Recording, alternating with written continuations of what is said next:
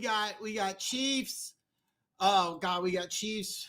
We got Patriots. We got Bailey Zappi. There was 3 games Saturday. 1 was good, 2 were bad. 1 was fantastic. The other 2 were terrible games unless you are a Colts, or as I see here, a Lions fan like Funk. I hope Slasher hops in here. I have to ask him about Patricia taking over the defense. Yeah, so Matt Patricia is, if I remember correctly, it's like a special advisor, something like that, something along those lines. So that's where we're at. But yeah, I actually, to tell you the truth, when I look at the Eagles, I forget the numbers. I'm just looking at I'm just looking at the team. The defense, I think, is good. The offense is just seemed to not be on track. And it wouldn't surprise me if Frank Wright, who was the former quarterbacks coach, offensive coordinator, fired from Carolina. And by the way, we are going to do a special Black Monday show. The Lions, the offensive line played really good. I'm going to stand by this. I think you're using Gibbs too much, and I know he looks really, really, really, really, really good.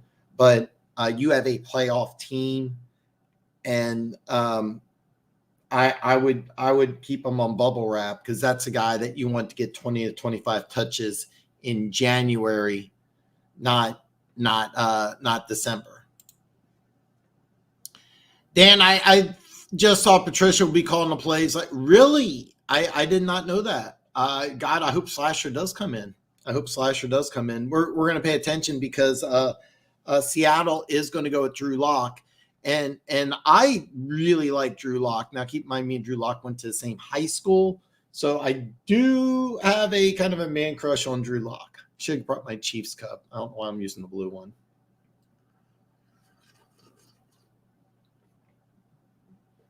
If we lose, it's because I'm using the blue one. So, man, it's almost game time. Chiefs lost 2 in a row. It's been a bad time here in Kansas City. I think I think he is a good coach. I'm not sure about defensive coordinator and definitely not a good head coach, but his football intelligence is really good. I think that. We'll see.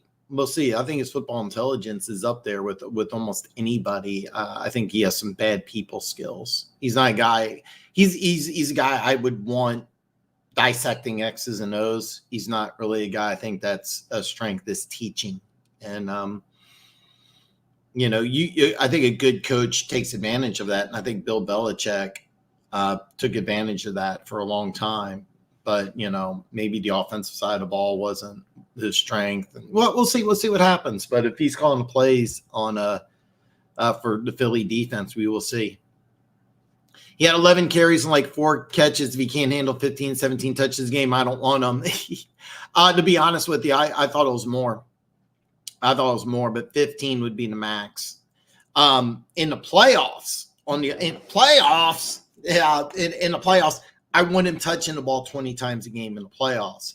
You don't take a running back who's 200 or less, give him 300 to 350 touches during the regular season and expect him to be healthy for the playoffs.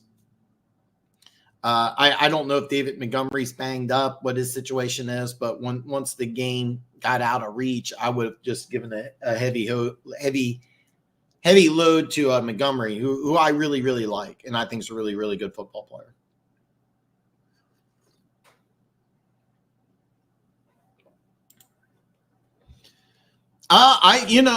He's referring to Jamar Gibbs. I actually thought Gibbs had more than 15 touches. It seemed like he got the ball a lot more, but I want to be very clear, Funk. Gibbs is explosive. He wasn't an every down back at Bama either. That's one thing you got to remember. Like, he wasn't the guy at Alabama. They were like, okay, you're going to get 30 touches a game. The offense is going to run through you. It was never that way. And I think that a less is more good thing until you get to the playoffs. Now, that first playoff game, whoever you play against, and I want Gibbs on the field as much as possible. as much as possible.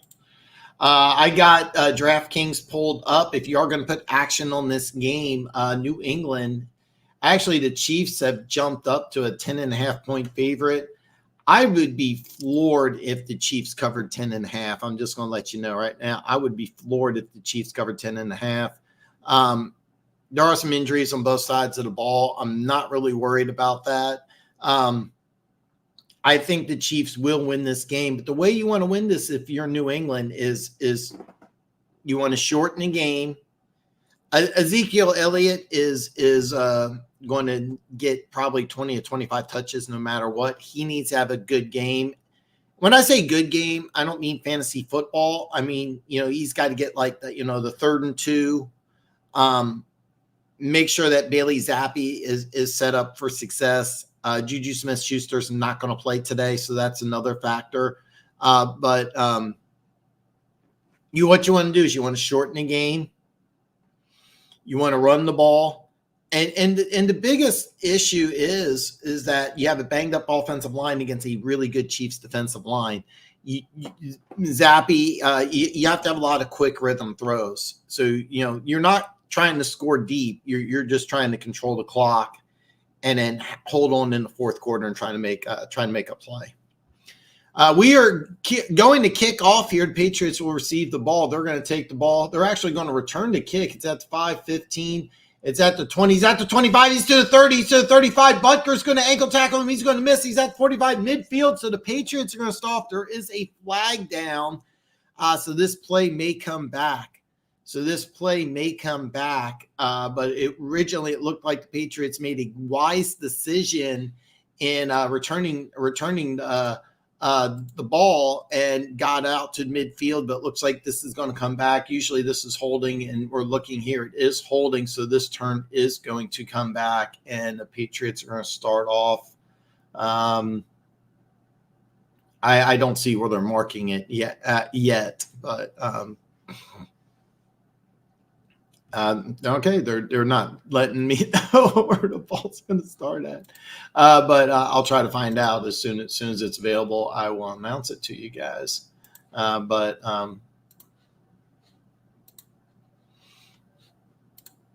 So it's going to be 1st and 10 at the 13-yard line here. Bailey Zappi is taking over as starting quarterback for the New England Patriots. He's in center here. He's 2 to the bottom, 1 to the top. It's going to be a handoff to Ezekiel Elliott. He's going to go around the right side. He's going to lose yards there as Justin Reed, Chiefs safety. The Chiefs are making early on no qualms about it. They're just going to try to make Bailey Zappi make plays. And they're going to try their best to take away Ezekiel Elliott.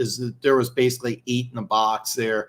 The Chiefs basically are lining up with basically a 5-man defensive line. They got Nick Bolton. Corners are up tight here. It's going to be 2nd and 12 here. Zappi's going to go to empty formation here. He's going to motion Ezekiel Elliott to the top of the formation. Shotgun snap here. Zappi releases the ball quick, and I can't tell who's got it here.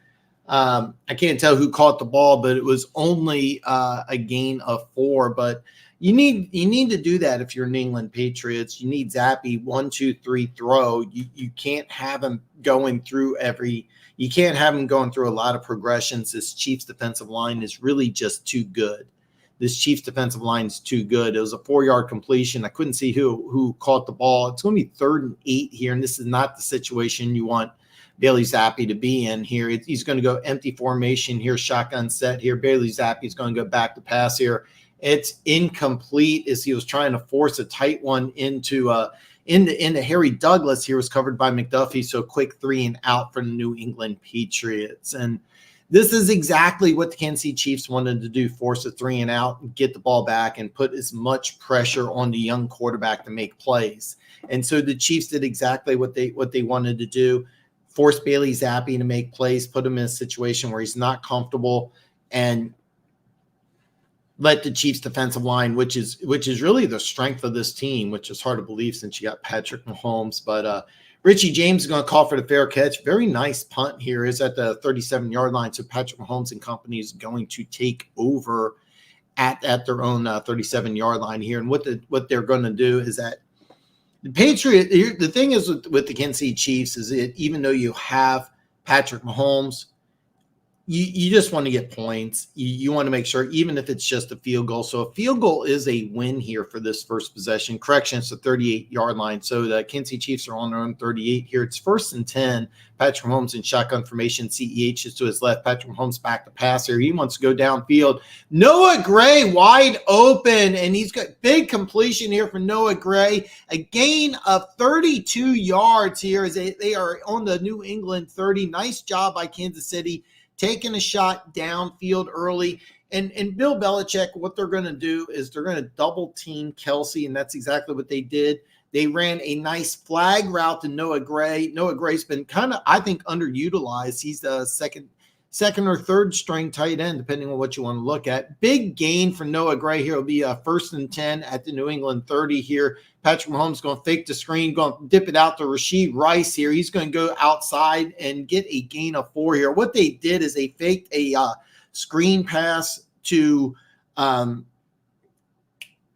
Kadarius Toney, and then did a little slip screen to Rashee Rice. And what they want to do is get Rashee Rice in the open field, and that's exactly what they did. We have a stoppage of play. There's a flag down here, and it's a 1st down for Kansas City. I missed what the flag was, but it looks like it was illegal contact on one of the Patriots corners.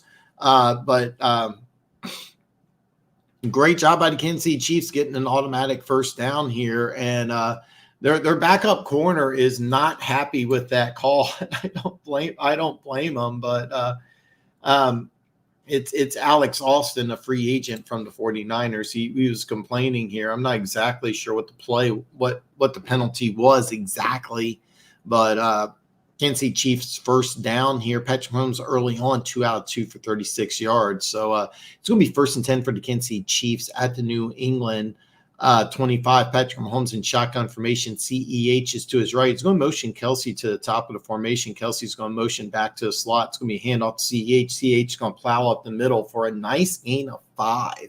CEH gets a nice gain of 5. And Isaiah Pacheco is out. But CEH last week actually played pretty well. I think one of the things that Kansas City did wrong was not using CEH enough. Former 1st-round draft pick has not panned out at all, demoted to 2nd string, but he's going to get the opportunity here. 2nd and 5 for the Kansas City Chiefs as they are now officially in the red zone here. CEH, Patrick Mahomes left here. They're motion Rice to the top of the formation here. Patrick Mahomes going deep. He's got Kadarius Toney for a 1st down. Kadarius Toney's going to make a move. He's going to cut inside to the 4-yard line. Will be 1st and goal, but there's another flag down. I want to see what this flag is, but if the play stands, it's 1st and 10 on the 4-yard line. Kadarius Toney made a nice play right there. The flag is offensive pass interference, and this is going to eliminate a big play and what would have been a automatic 1st down inside the 5, and Rashee Rice is called for pass interference as he just decides to run over Julius Peppers.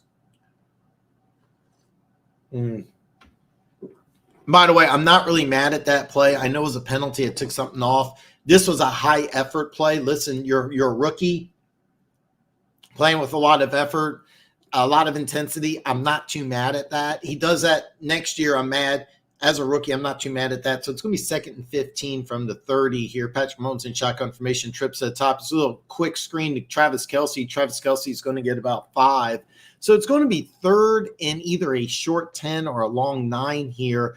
What the Kansas City Chiefs did is they weren't trying to get everything back all at once. Just a little slip screen to Travis Kelsey, get him in the open field, get him a reception, because New England defense 101 or Belichick defense 101 is take away option 1, and that's Travis Kelsey. So that makes sense that Travis Kelsey may not have a big statistical day today, but other players need to. It's going to be 3rd and 10 here. Patrick Mahomes in shotgun formation here. He's going to motion Justin Watson to the bottom of the formation where it'll be trips. Jared McKinnon's going to check in the game. Patrick Mahomes left. Patrick Mahomes back here. He wants to go deep, and he's going to throw it short. It's going to be Jared McKinnon, but he's going to be well short of the 1st down here as he gets a reception for 3 yards here. Great job by the New England defense causing pressure on Patrick Mahomes. So they're going to call it 4th and 5, and we're going to see the field goal unit on. And even though this is the worst thing to do or to say, Harrison Butker has not missed a kick all year long. He's not missed a kick. He is a perfect 23 out of 23 for field goals. He has not missed an extra point. It is a 39-yard field goal. So he should be able to make this, and this would be a win for the Kansas City Chiefs. The kick is up, and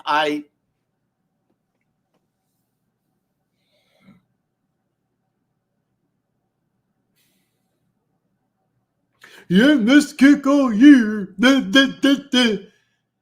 Kick goes wide right, and New England dodges a bullet. So at 9:51 left in the first quarter, both teams have one possession. We are tied up at 0.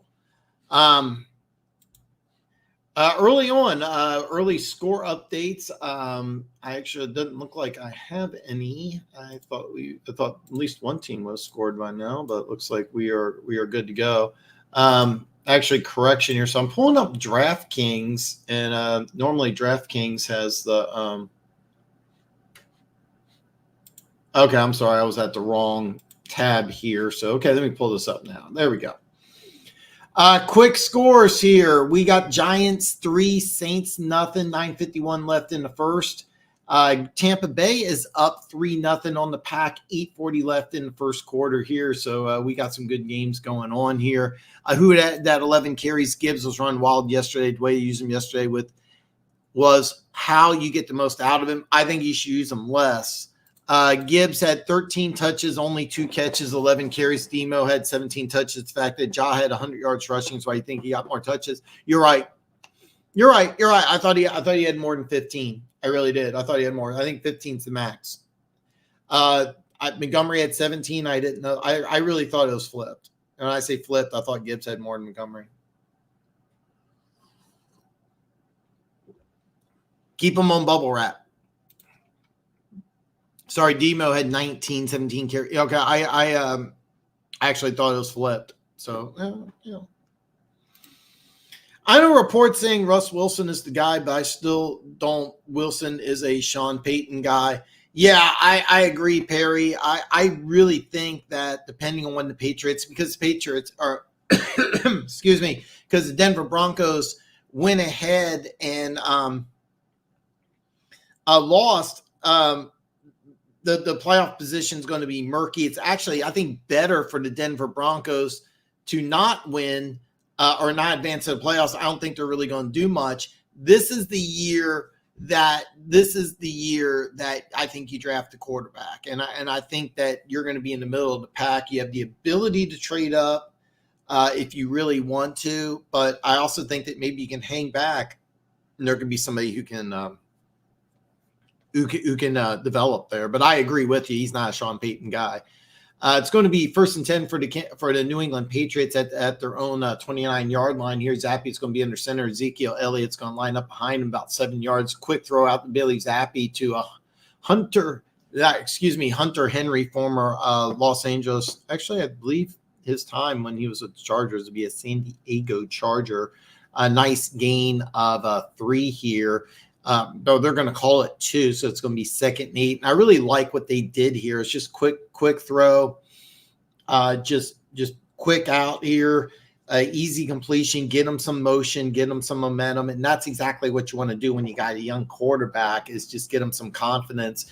Here he's going to go empty set here, and he's going to go back to pass. He's got some pressure, but he again hits Henry for a gain of 9 and a New England Patriots first down. So Hunter Henry, what he did is he sat down in the formation, and even though it was an empty formation here, the New England Patriots had 3 tight ends. A nice job here by the New England Patriots having a run formation, a run package sent in, but they used a passing formation. Very interesting what the New England Patriots are doing is that they're going passing, but they're using 3 tight ends. Very, very nice call here. Actually, they're going 2 tight ends, 2 receivers here, and he's under center. It's going to be a play action pass here. There's pressure. Zappy's going to go downfield, and it's caught. Devontae Parker, former Miami Dolphin, gets a first down, a gain of 20. Nice job, Devontae Parker. And this was a very good job by the New England Patriots. The offensive line struggled, so what you do, a little play action pass, freezes up the pass rush here. Devontae Parker just runs a nice in route. Very nice throw by Bailey Zappi here. And they showed a replay here. Willie Gay was about half of a fingernail away from deflecting this pass, but very nice job. Devontae Parker gets a first down as they are in Kansas City Chiefs territory. Zappi looks like he's changing a play. He's going to go into shotgun formation here. He's going to go back to pass here. There is pressure here. It's going to be a dump off to Parker behind the line of scrimmage. He's going to move forward, get a gain of 3. So it's going to be 2nd and 7 here. And I really like the way Bailey Zappi's conducting himself early on. He looks like he's in command. That looked like a check down. So I'm wondering how much authority he has to make audibles in this offense. But it looks like he's doing an excellent job so far. And I like what they're doing is they're using run formations, but then they're throwing the ball out of it. Bailey Zappi, 4 out of 5, 34 yards early on. 2nd and 7 as he's in the pistol. Ezekiel Elliott's about 2 yards behind him. Motion Pharaoh Brown to the top formation. They're going to throw the ball. It's Hunter Henry again for a New England Patriots first down, but Hunter Henry is slow getting up. Justin Reed put a hit on him, not a dirty hit, but he put a vicious hit on him, and that was a very nice throw. And he just threw right around Ladodi Nadi, and Nadi had his arm up, and Zappi just threw right around it. I really like what I see out of Bailey Zappi early on. I mean, that's really good, but that was a vicious hit by Justin Reed, who clean hit. I want to emphasize this, a very clean hit, but Hunter Henry is down. 3 catches for 20 yards for the former Charger tight end. Luckily, he's able to get up on his own power, and he's able to walk off the field. So out of Bailey Zappi's 5 completions in the first quarter, 3 have gone to Hunter Henry. And here we're going to see something different. We're going to see 3 wide receivers, 1 tight end, Ezekiel Elliott, about 7 yards behind Zappi. Zappi's actually going to change the play. It looks like he's going to change the play. He's going to go in shotgun formation, move Elliott to his right here. It's 1st and 10 at the 25-yard line. There's pressure from the Chiefs here. He's going to hit Douglas in the open field for a first down. A 16-yard completion. Very nice job here as Douglas was one-on-one against L'Jarius Sneed and did a really nice job. This is just kind of a little, this is what's called an option route. You basically run 2 yards, you go in or out. He cut in, had inside position. Really nice job, really nice route here against one of the better corners in the National Football League. First down, not goal to go. It's on the 12, so the New England Patriots are in the Chiefs' red zone here as we go to under 6 in the first quarter. Bailey Zappi, empty formation here. And he's going to go. He's getting pressured. Quick throw to Douglas again. He's going to get a gain of 7. Very nice job as he was just blanketed by Trent McDuffie. And there is a flag on the play. We're going to see what this flag is here. And they're showing Hunter Henry. He looks like he's okay based on the sidelines.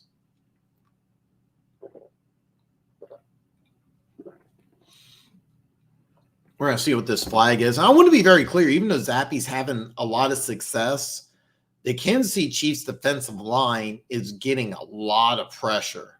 There's a lot of pressure. There's personal foul, face mask against the New England Patriots. This is a big one. And it's by wow. I'm sorry, I called him Harry Douglas. It's Mario Douglas, who had that very nice reception earlier. He pulled down on the face mask, and they're going to show the replay here. Yeah, so what happened is he got McDuffie's face mask. It looks like it was possibly incidental. From the way it looks like, it doesn't look like it was intentional. His finger, he's wearing black gloves. It's a white face mask. Very obvious to see. Excellent call by the officials. But this drives him back deep. It's going to be 1st and 25 at the Kansas City Chiefs 27. Bailey Zappi is going to be in shotgun formation. Ezekiel Elliott to his left. Bailey Zappi back to passer. He's got pressure, and he's going to be sacked. He's going to be sacked. Originally, it was Mike Hanna who got the pressure, but Nadi's going to get credit with the sack. But this is, by the way, Mike Hanna, former 5th-round draft pick out of Michigan, has just been playing lights out this year. I've been calling him Hanna. It's Dana. He's been playing lights out. He's the one who he's not going to get credit for the sack. The sack's going to go to Nadi, but it was really Hanna's pressure on the outside to force Zappi to move up in the pocket And what a great job by the Chiefs. The Chiefs' defensive line has looked very, very good, even though Zappe's had success. Zappe's going to go back to pass. He's going to fake the screen, go inside to Elliott. Elliott's going to go around to the right. He's going to cut back inside, but he's going to be stopped by Willie Gay after a gain of 3. Nice job by the Willie Gay here. He was injured earlier in the season. One of the fastest linebackers in the NFL. This dude, if you were to say, build me what a linebacker should look like, it's Willie Gay. The guy's over 240. At the combine, he ran a 4.43. Wide receiver speed, but a big physical player. Early on, by the way, this drive, Bailey Zappe's a perfect 7 out of 7 for 62 yards, but he's looking at 3rd and 24. So they're just going to hand off to Ezekiel Elliott. He's going to cut inside and get upended by Nick Bolton after a gain of 3. So the Patriots are going to try for their own field goal here. It's going to be a little longer than the previous perfect Butker got, but good job by the New England Patriots after the Chiefs missed field goal going downfield and trying for their own. And this is, by the way, exactly what the New England Patriots wanted to do. What you want to do if you're in New England Patriots? Eat up and shorten the game, and just score some points. And the Patriots missed the kick, so we're still at a 0-0 tie. So with 3:35 left in first quarter, New England 0, Kansas City 0, as both teams missed field goals here, and this just hooked bad. One was pushed, one was hooked. And so we're going to go to a commercial break. I'm going to get to all your comments here. Gibbs and Legota better than Carter. Of course a Lions fan would say that. Do you think Zappe can develop into a solid starter? I don't think so. I don't think so personally. I firmly believe that he's a guy who's going to play 15 years in the NFL as a backup quarterback, and I think he's going to be a really good backup quarterback. I don't see I really just don't see the arm strength, but he's got quick rhythm. He's intelligent. He's an accurate passer. I don't think he can be a solid starter personally, but he's the type of guy. I do think he's better than Mac Jones, and he has much better command of what Bill Belichick and the New England Patriots are wanting to do offensively. I really liked the way he played against Pittsburgh, and I really liked the way he's playing against Kansas City. Do I think he can be a solid starter? The answer is no. Chiefs super fan. If only we, dude. It's funny. We are playing 4 backup quarterbacks the next 4 weeks, so that's a good thing. That's always a good thing. I hope we can get the win because the Steelers are probably thinking the same thing. Yeah, I think he's a backup quarterback. If he's smart, he just stays as a backup quarterback. So Jalen Waddle's injured. Oh no. Do you think Kansas City should bring in a veteran running back? They actually got one on the practice squad, P. Ryan, and I thought he was going to get called up. I don't think he did. I should have double-checked that, but they really like him. They also got this rookie out of Tulsa, this undrafted rookie free agent out of Tulsa, Demario Prince, that they were just raving about. But unfortunately, they cut him, signed him to the practice squad. I don't think so because the issue with Pacheco is he's going to play next week and he'll be just fine. And we now have our first Taylor Swift sighting as she has joined the live stream here. So first Taylor Swift sighting of the day. Patrick Mahomes under center here, trips to the bottom of the screen here. They're going to fake an end around Kadarius Toney, and they're going to get Travis Kelce for a gain of 6. Nice job what they did. And this is a very simple play, but it looked complex. Yeah, trips to the bottom. Then you motion Toney behind the quarterback and the running back. And what you're doing is just trying to generate a little confusion in the secondary because all you want to do is get Kelce for a quick hitter. And what you're trying to do is stay ahead of the sticks. Stay ahead of the sticks here. So it's 2nd and 4 here for the Kansas City Chiefs here. They're going to line up here with Travis Kelce's hand in. No, I apologize. That's Noah Gray. So 2 tight ends, 2 receivers, CEH to his right. Patrick Mahomes wanted to do a little screen to Rice, but he was covered, and it's incomplete here. And Peppers is furious. He wants a flag. Jalen Mills, the starting corner for the Patriots, also wants a flag here. The flags in the secondaries usually means illegal contact or a hold against a secondary player, but the Patriots are motioning that they think it should be on Kansas City here. We're going to see what the penalty is here shortly. And it looks like it's going to be against the Chiefs. Now, actually, they're going to call intentional grounding. I don't get the intentional grounding at all. Okay, some correction. This is going to be offsetting penalties. Jack Jones, he was called for a penalty, and then the Chiefs were called for intentional grounding. So that's where we're at right now.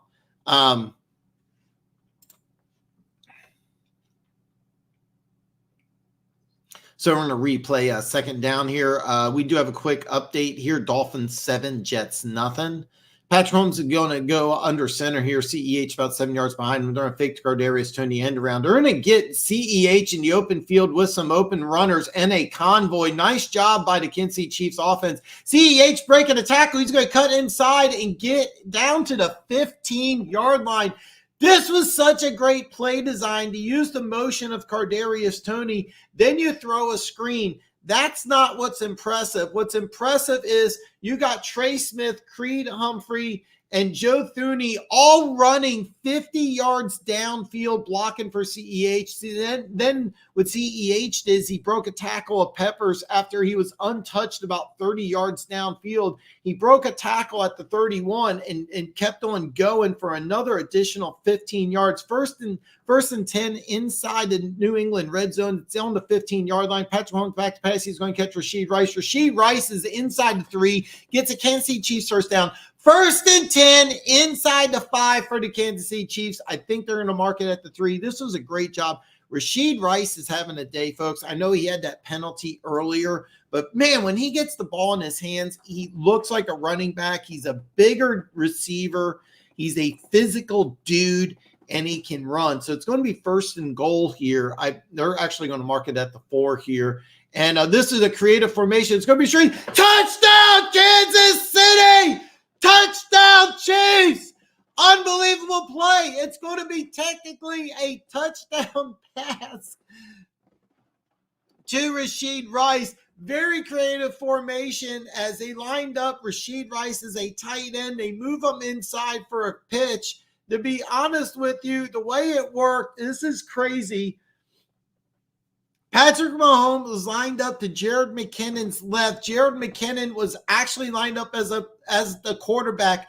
Patrick Mahomes was technically the fullback in this formation. Jared McKinnon throws a touchdown pass to Rashid Rice, underhanded.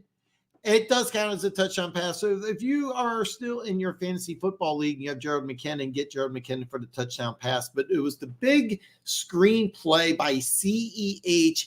And by the way, if you're wondering what's so big about Trey Smith, Joe Thuney, and Creed Humphrey sprinting downfield, these are all 300-plus pound men sprinting 50 yards downfield. So I encourage you to just, after you've been doing something physical, remember, this wasn't the first play of the game, do something physical for a while, then go on a 50-yard sprint and see how you do. It's harder than it sounds. And so great job by Thuney, Creed Humphrey, and Trey Smith. And by the way, after that 50-yard sprint, you know what they had to do? They had to line up and block a 300-pound man. Offensive linemen do not get near enough credit.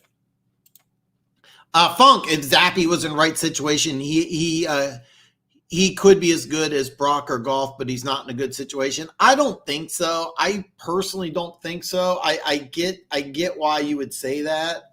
I don't think so. I think that the arm strength's just not on par with Purdy or Goff, and I know that you think that Goff doesn't have a strong arm, and I would agree with that. I think his is much less than Goff. I get why you would say that, but no, dang, man, listen, this isn't a liberal channel. You can disagree with me and have your own opinion. I don't agree with that, but I get what you're saying, and I love it. I love it. I did fucking jinx that.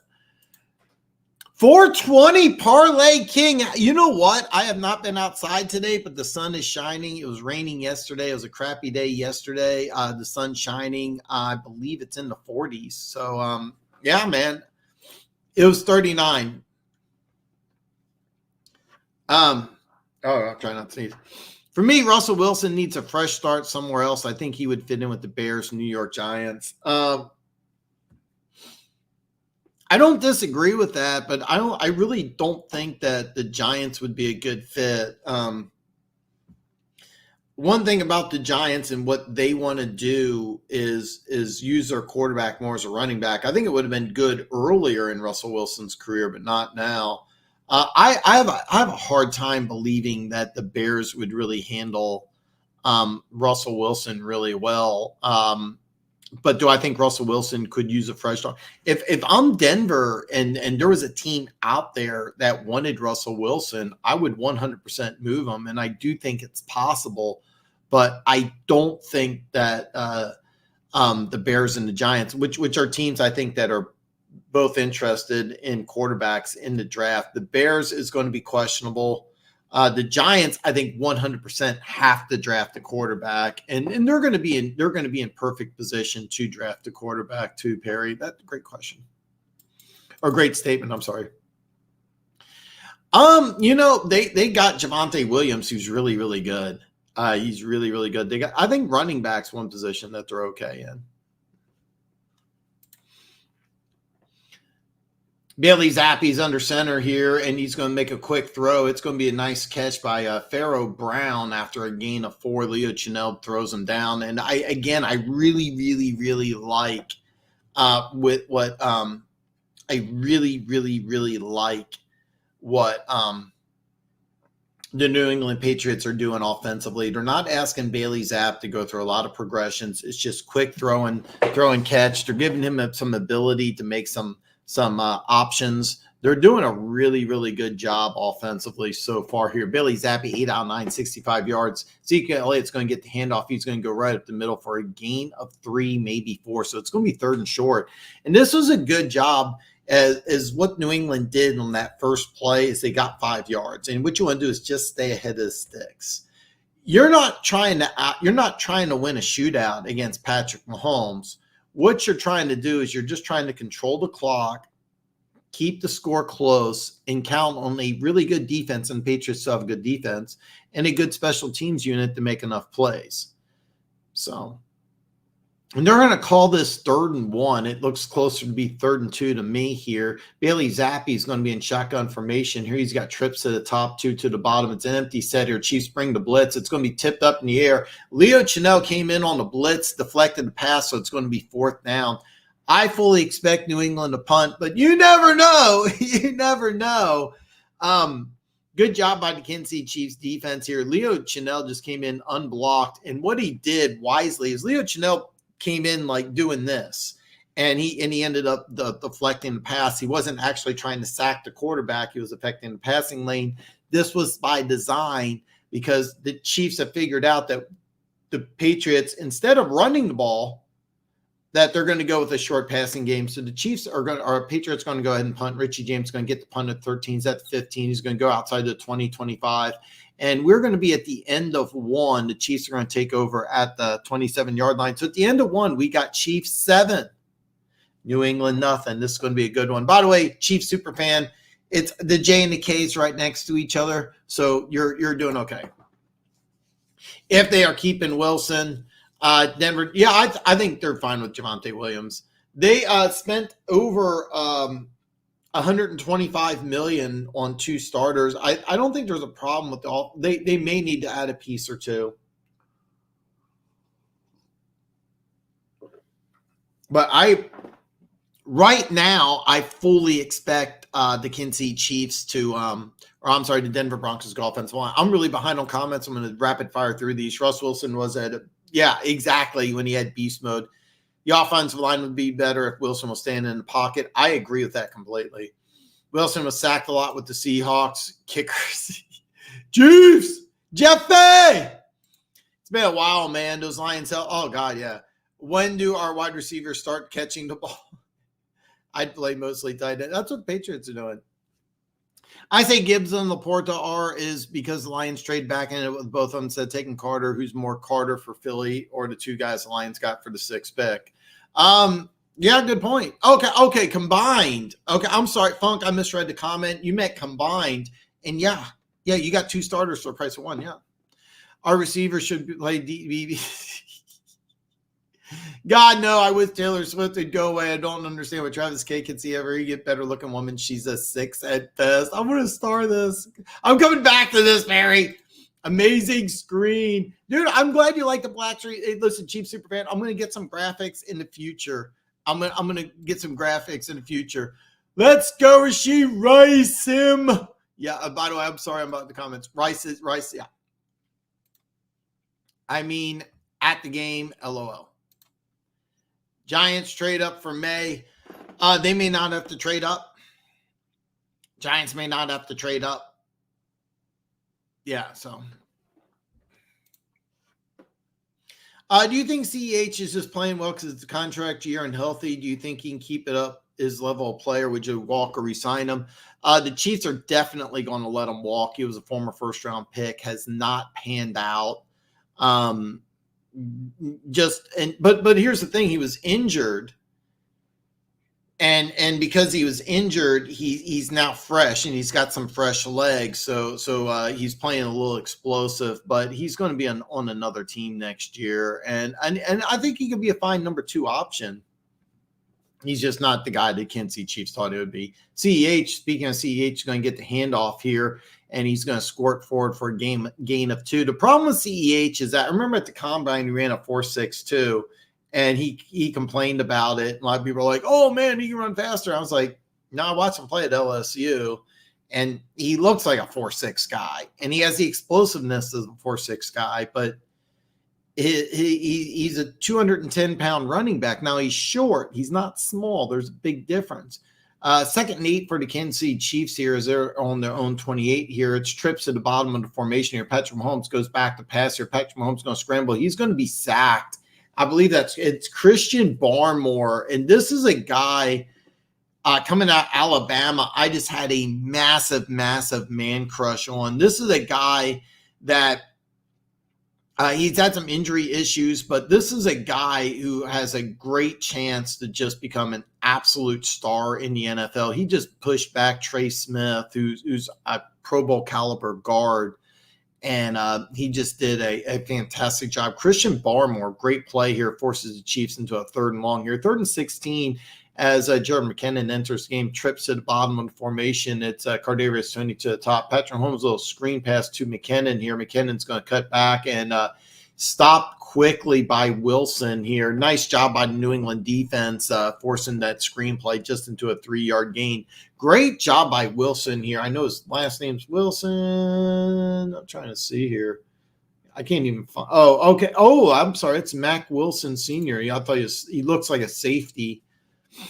The three has me thinking that he was a safety, but Mac Wilson, former Alabama Crimson Tide linebacker. There's a couple of Alabama players on this New England Patriots defense. So the Chiefs are going to punt after the unsuccessful, and this is a terrible, terrible, terrible punt. It's going to Oh, wow. Patriots are going to get phenomenal field position at their own 39-yard line. So as we go to commercial break here, it's going to be 1st and 10 for New England Patriots at their own 39-yard line, 12:59 left in the second quarter. Dude, I got you, man. Dude, you do not need to spell to be here. If I sometimes what I do is I just read what I see. So I may mispronounce it, but if I know what you're trying to say and you have a typo, I don't care. This is not a grammar. This is not a grammar Nazi channel. I don't care. You misspell whatever you want. I don't care. As long as I know what you're trying to say. The closer we get to draft season, the more the quarterback will be hyped to the moon. Oh yeah. You're gonna see Caleb Williams hype. You're gonna see Dre Moy hype. And you know what the funny thing is I think the Jaden Daniels hype train is just going to skyrocket over the next couple of months. That's a guy who I've been seeing currently as the number 3 quarterback, and I kind of they're completely okay. Let me try to phrase this correctly. Physically speaking, they're completely different. But you remember Anthony Richardson, how he went all the way to 4 and had that hype. Now, a lot of it had to do with the combine. But he was basically going to be a mid-first round pick. Some people even question if he was a first-round pick, and he went 4th overall. And I kind of feel like that's what you're going to see with Jaden Daniels. And then you got, Felix Washington Jr. Am I getting the name right for University of Washington quarterback? Michael Penix. I wasn't even close. So Michael Penix, there was some talk about him being the number 1 quarterback in the draft. There's his throwing motion. Part of it's because he's a lefty. Part of it, it's a weird hitch that I can't get over. But the ball leaps out of his hand. He's got great size. I like the way he conducts himself. And he's got a big-time arm. He's got to fix that throwing motion, which I'm firmly convinced is going to be a problem in the NFL. It could just be he's a lefty, and it looks weird to me. But I think he's got a hitch in his throwing motion that has to be fixed. But it is something that's very adjustable. 1st and 10 for the New England Patriots. Brandon Zappe's under center here. He's got 3 tight ends, all of them lined up to the top of the formation. Devontae Parker's to the bottom. He's motioning Pharaoh Brown to the bottom formation. Ezekiel Elliott 7 yards behind him. It's play action pass. The Chiefs are bringing a safety blitz, and he's going down. A correction. It was a linebacker blitz. It was Drew Tranquill who is back. Drew Tranquill comes in on a linebacker blitz here, sacks Bailey Zappi. And this was a good design here by the New England Patriots. I really like what they were doing. They were trying to do a play action pass and then dump the ball off to Ezekiel Elliott to the left side of the formation here. And it would have been a great play call designed to get about 4 or 5 yards. Instead, it's a sack of 7. Drew Tranquill, great job here. Great job. So 2nd and 17 here. Bailey Zappi, he's going to go back to pass. Quick throw here. He's going to hit Thornton. And Thornton's kind of interesting because the Patriots flip-flopped picks with the Kansas City Chiefs. I think it was 50 to 54 2 years ago. And New England traded up so they could draft Tyron Thornton out of Baylor, the fastest wide receiver in the draft, as they were trying to get more speed. The Chiefs at 54 ended up taking Sky Moore. At the time, I was like, oh, yeah, Chiefs easily win this, but Sky Moore hasn't panned out yet. But Thornton's been injured, but he does have a ton of deep speed and a ton of potential. 3rd and 12 here for the Patriots. Zappi's in shotgun formation here. He's got time. He's throwing the ball downfield. Hunter Henry again. 1st down, New England. Hunter Henry's having a game, folks. Hunter Henry's having a game. There is a flag on the play, but it's in the secondary. More than likely, this is going to be against the Chiefs. It's holding against Kansas City. The play is going to stand. 1st down, New England Patriots. 1st down, New England Patriots.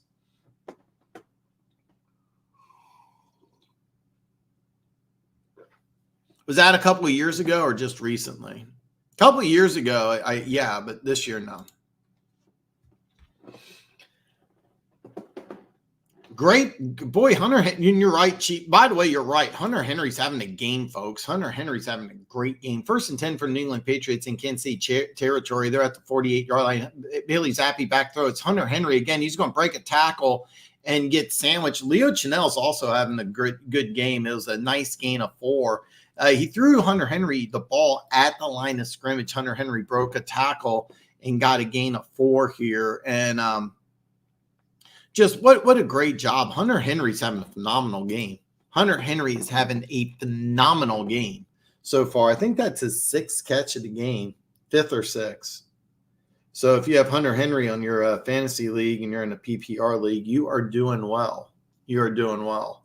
And we're going to there's a play stoppage here as a New England player is down. So as we go to commercial break, it's a Kansas City 7, New England nothing, 10:49 left in the second here. Do you think the Giants take a quarterback or they go with DeVito? I would love nothing more than if they go with Tommy DeVito. I mean, I would love this, but they're taking a quarterback. And you have either Caleb Williams, who grew up in the D.C. area, that it may not sound like that's that big of a deal, but the NFL is a business. You got to sell tickets. You're in a major media market. A guy like Caleb Williams, who's from the East Coast, D.C. and New York are not close, in case you didn't know that. But it is a big thing, because I can tell you right now, Washington would be interested in taking Caleb Williams, even though Sam Howell's having a really, really good season. So I would love nothing more than to give DeVito a legitimate chance to be an NFL starter. It will not happen. It will not. They're going to take. They may even trade up to take a quarterback. And remember, they have some extra draft picks.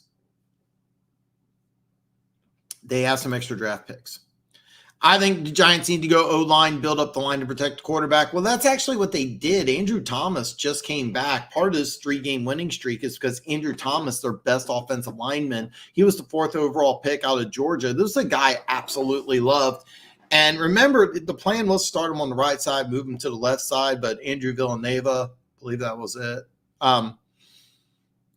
That was the 2020 season. He stepped away. It turned out to be that his son has cancer. So with the COVID outbreak and everything, he stepped away from football. Your son's sick. I mean, that's just smart.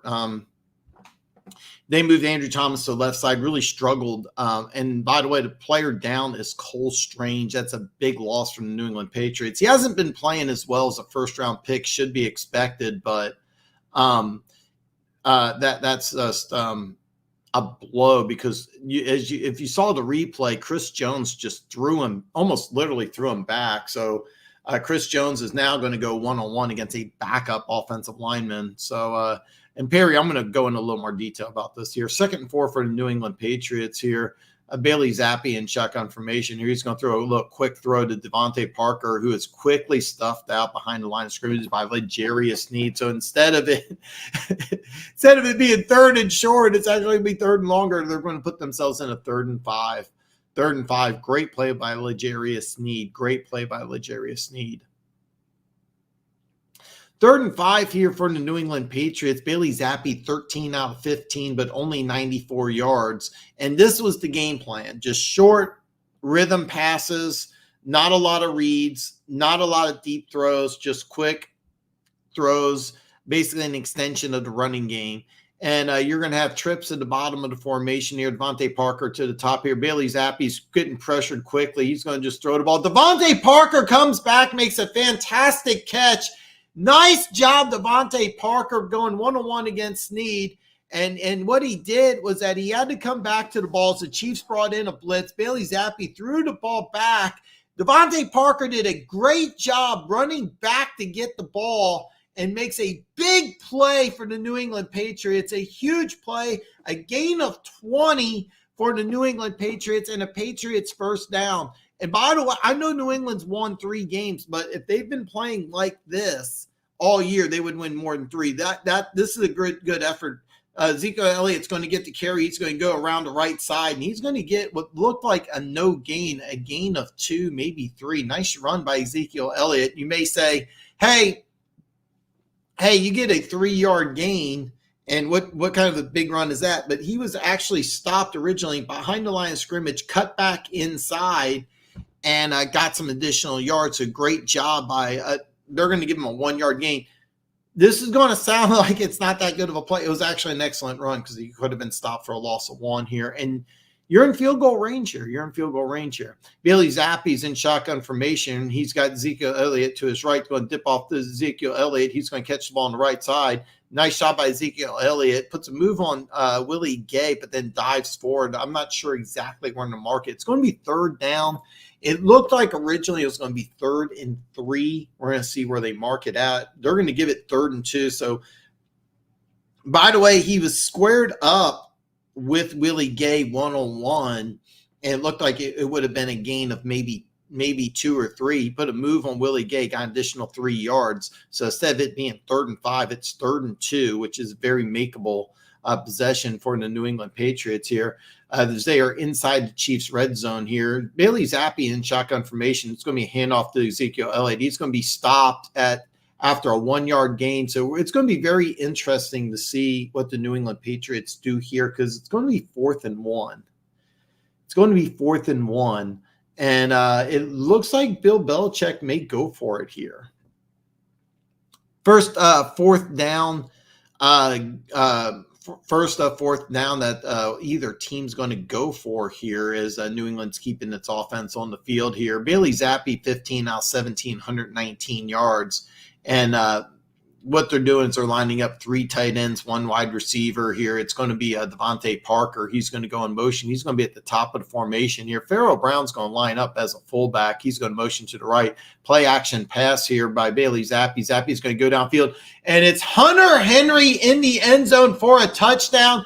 The play action pass pans out. Hunter Henry's having a game, folks. Touchdown, New England Patriots. 7-6, 7:09 left in the second quarter as the New England Patriots are lining up for the extra point. Perry, I'm going to star this and come back to it. The Packers-Bucks game is entertaining. I know it's 3-0 earlier. As soon as we go to commercial break, I'll look up DraftKings and see what's going on. If you have the ability, Chief Superfan, keep me informed of what's going on. The extra point here is up and good, and it's sevens up with 7:09 left in the second quarter. I should have went with the red coffee cup. May is like 6'4". Williams is like 6 foot or 6'1". If you have problems with Young, you should have the same problem with him. Do you think Young can develop into a franchise quarterback? The issue is with a quarterback, you have to have all the external factors working in your favor more than any other position. If you're a great running back, you'll get more yards with a good team and a really great offensive line. But if you're a great running back, even with a bad offensive line, your greatness will show. You're a Lions fan. Do I need to say more? I mean, I think he could. And I use the word could because right now they had his Ike Ekwonu at left tackle. I thought he was going to be like a Pro Bowl caliber player. I thought he was just going to be a stud, and he hasn't really panned out as of yet. But this was a raw guy with a lot of potential and a lot of upside. So that needs to work out. They're going to pick, as of right now, it looks like 33rd in the draft. So they're going to have some players coming up in the upcoming draft. So we're going to see, but it's a work in progress. So it'll be interesting to see who they get as their head coach. Do you think Young can stay healthy and last in the NFL? I personally would not take a guy that size, and I can care less about the height. At Alabama, I think he was listed at 195. He was probably closer to 180. I know at the combine he was 203. I know for a fact he never played one game of college football at over 200 pounds. I would bet anything on that. So can he last? Maybe. He didn't play every game his rookie year, but look at Anthony Richardson, who was 6'4", 250.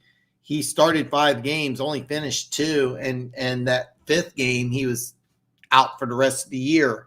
So it's hard to say. Some guys, regardless of size, can't stay healthy. Remember Dante Culpepper? Dante Culpepper was like 260. He couldn't stay healthy.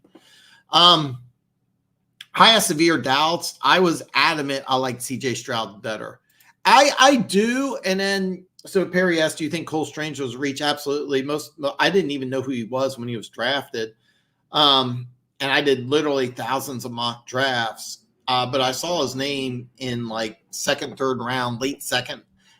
The reason why he was drafted is we're going to go back to the game here because I do want to touch base on this here. The Patriots are going to kick the ball out of the end zone here. It's going to be a touchback. So when Patrick Mahomes takes over, it's going to be 1st and 10 at their own 25. He was drafted to replace Joe Thuney, who was signed as a free agent. They really thought that he had the tools and skill set to develop into a solid starter. So far, he really hasn't panned out.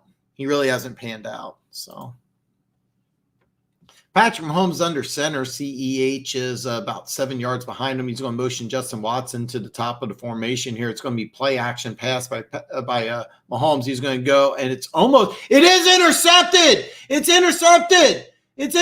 Patriots are running the ball back. It's going to be inside the 5-yard line by Mapu. Who the hell is that?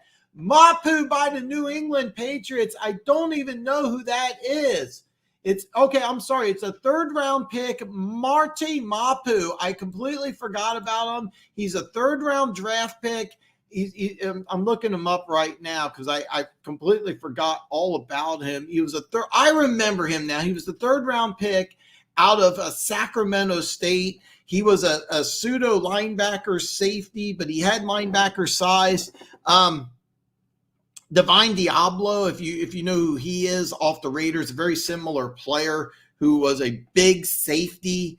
Who the hell is that? I know. But he was a big safety who they moved to linebacker in the NFL, and that's what this Mapu kid is. I completely forgot about him, but he was a pick I didn't like for every team. I did like for New England, but he gets the pick, runs it back to the 5-yard line, and Wanda Morris was injured on that play. But he's up on his own power. He's the backup left tackle, so it will be very interesting to see what the Kansas City Chiefs do. Patrick Mahomes not in a good situation here early on. And I'm just taking a look at, they're showing the replay here, and I bottom line, there's a combination of things that was wrong with this. There's a combination of things. Number one, it's a great play by Mapu. Great play, reading and recognizing it. Blake Bell, who's the backup tight end, he didn't come back to the ball. He just sat there. In a situation like that, you should just attack the ball. I don't like when players just sit and wait. It may have been a play design where he's just supposed to sit and wait, but since pressure was put on Mahomes had to throw off his back foot. I should attack the ball. 1st and 10 for the New England Patriots. 1st and goal at the 8-yard line. Ezekiel Elliott's going to run right through the middle of the Chiefs defense, get a gain of 5. Nice run by Ezekiel Elliott. Nice job by the Patriots offensive line, who's got a lot of backups in there, but giant hole by the New England Patriots offensive line that was able to generate, and great job by the backup offensive lineman who was playing for Cole Strange. So nice job by whoever the backup left guard is. He did a great job there. It's going to be a 2nd and goal at about the 3-yard line, or about 3.5-yard line here. Bailey Zappi is going to hand off to Ezekiel Elliott. Ezekiel Elliott's going to go around to the outside. L'Jarius Sneed's there, forces him out of bounds. May have gotten a half a yard. Great job by the Chiefs defense, stringing the play out, not letting Ezekiel Elliott. I guarantee you 5 years ago, Ezekiel Elliott would just bounce outside there and scored a touchdown. But Ezekiel Elliott doesn't have the speed. Ezekiel Elliott, believe it or not, was an All-American track guy in high school. Went to high school in St. Louis, All-American hurdler. Wanted to go to MU. MU would not offer him a scholarship, so he settled for Ohio State. So, if you can believe that.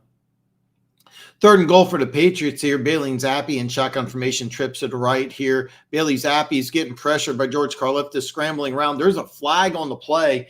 This will be Hunter Henry's 2nd touchdown if the play stands, but the flag was thrown in the backfield, which usually indicates holding. I firmly expect, even though the Patriots are celebrating, this play is going to come back. It's going to be holding against the Patriots. The penalty will be nullified. And George Karlaftis would have sacked Bailey Zappi here. George Karlaftis, I don't care what PFF says. George Karlaftis is having a Pro Bowl caliber year, and I believe the holding play is actually on McDermott, who was holding Dana, but he was trying to cover for Karlaftis breaking free while trying to hold Dana. So a great job actually by the Kansas City Chiefs defense, but that's actually not a bad hold. I mean, your quarterback was going to get killed. It's always better to hold and hope that you get away with it than have your quarterback get killed. 3rd and goal at the 13-yard line here. Bailey Zappi in shotgun formation. He's got 2 to the top, 2 to the bottom. Ezekiel Elliott to his right here. Chiefs putting pressure on. He's going to dip it off to Ezekiel Elliott. Ezekiel Elliott's going to try to make a move, but he's tackled at the 6-yard line, so the Patriots are going to go for a field goal. Funk, if the Bears and Packers lose today, does that help us? If we win next week, we win the NFC North. I do think the Panthers should trade down at 33 and pick up some draft capital. That's a great question, Perry, because at 33, with a quarterback-heavy draft, there's a very good chance that there's going to be a player that you have a first-round grade on who's going to be available later at 33. So you don't need a left tackle. You don't need a quarterback. So there's a good chance that a player is going to slip in this draft. There's several wide receivers that are available. There's several wide receivers that are available that are going to be very, very enticing. And one of those wide receivers, I've seen some mock drafts of like 7 or 8 first-round wide receivers, so there could be a really, really great player at 33. Will Levis was chosen at pick number 32. There may be a quarterback who slides down in the draft. There could be somebody like maybe Bo Nix, a guy that I was talking about. What about Bo Nix? What if Bo Nix is available at pick number 33? Is there an NFL team that would jump up to 33 and get him? So it's hard to say. Off the top of my head, I would say no, because in a draft heavy with tackles, which you don't need, and quarterbacks, since you got Bryce Young, you're going to get a really, really good football player there at 33. So I would say no, but if one of these quarterbacks like Nix or Michael Penix falls down out of the first round, there could be a good chance that there's a team that's wanting to give you something good. So absolutely, this is a trap game, 100%. Anytime you're a double-digit road favorite, it's a trap game.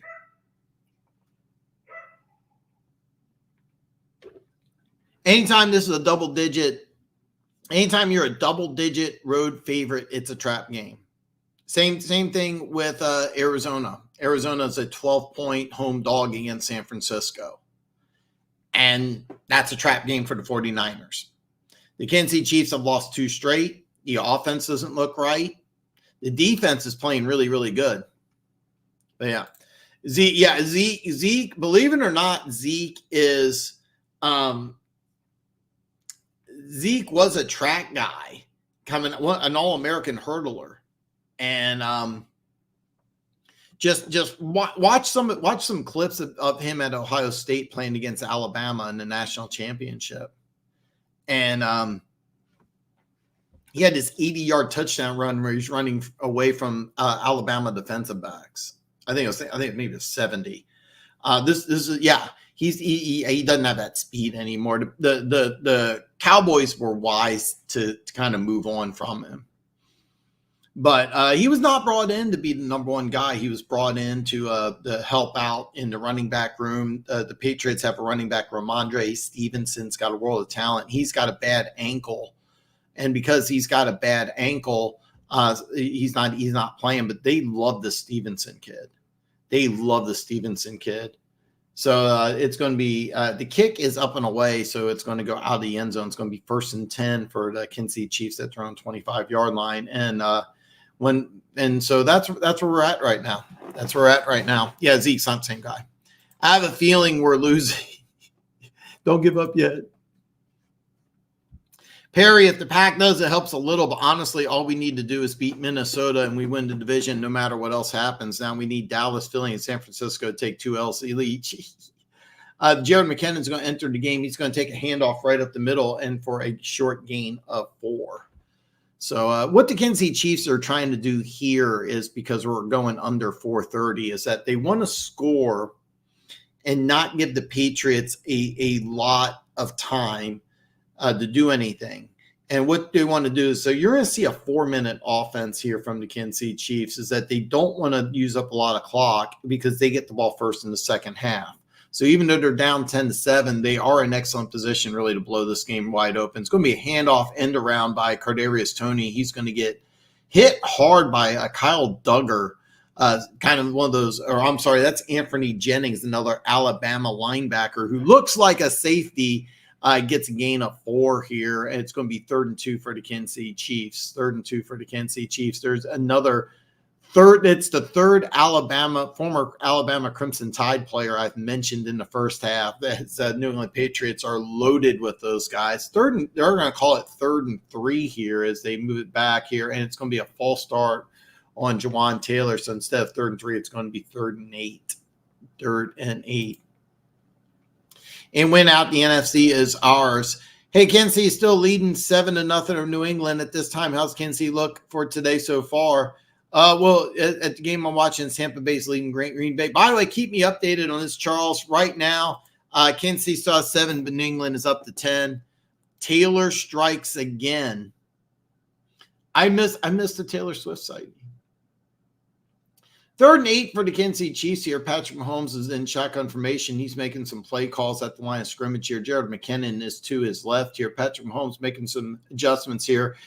Patrick Mahomes going back pass. He takes a deep drop. He wants to go deep downfield. Justin Watson, deep strike, 1st down, Kansas City. Huge play by Justin Watson and the Kansas City Chiefs. Nice job here. Is what they did is they just ran Justin Watson on a deep flag for, I believe that's a 40-yard gain. That's a giant. We haven't seen this in a while, but the Kansas City Chiefs strike deep downfield. Justin Watson beats Jack Jones previously from the I forgot which team he came from. My apologies, I forgot what team he came from. 1st and 10 for the Kansas City Chiefs at 42 at the New England 42. Play action pass to Jared McKinnon, and he's going to throw the ball out of bounds here. It's going to be 2nd and 10 with 2:37 left in the half. And again, I'm going to say this again. The Kansas City Chiefs are in 4-minute offense mode.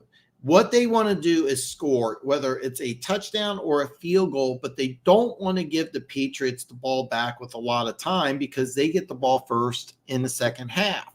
So this is very key for the Kansas City Chiefs here. Very key drive here. Trips at the bottom of formation here. I believe it's now CEH is checked into the game. No, it's still McKinnon to Patrick Mahomes left here. It's going to be a handoff to McKinnon. He's going to go around to the left side of the formation here, but he gets nothing. Josh Uche on the tackle here. Josh Uche is going to be a very interesting player come free agency. Had 15.5 sacks last year. Sack production's declined. An A-plus pass rusher, but not really used as an every down player. But this is a guy that I really think in a right scheme could be absolutely awesome. And it's funny because the team I think that you'd look really good on is wearing another form of blue. 3rd and 9 here for the Kansas City Chiefs here. Patrick Mahomes 9 out of 11 for 146 here. 3rd and 9 here for the Kansas City Chiefs is they're going to take this all the way down. Now, keep in mind, they do have to snap the ball right before the 2-minute warning, but they're going to take this down as far as they can. Well, Mike teaches me, what do I know? It's 2:09. Patrick Mahomes, he's going to scramble around. He's going to go, and it's caught at the middle of the field. It's Rashid Rice. He's going to get the ball down to the 20 as we approach the 2-minute warning. It's going to be 1st and 10 for the Kansas City Chiefs at the 20-yard line as we go to a commercial break here. Chiefs 7, Patriots 10.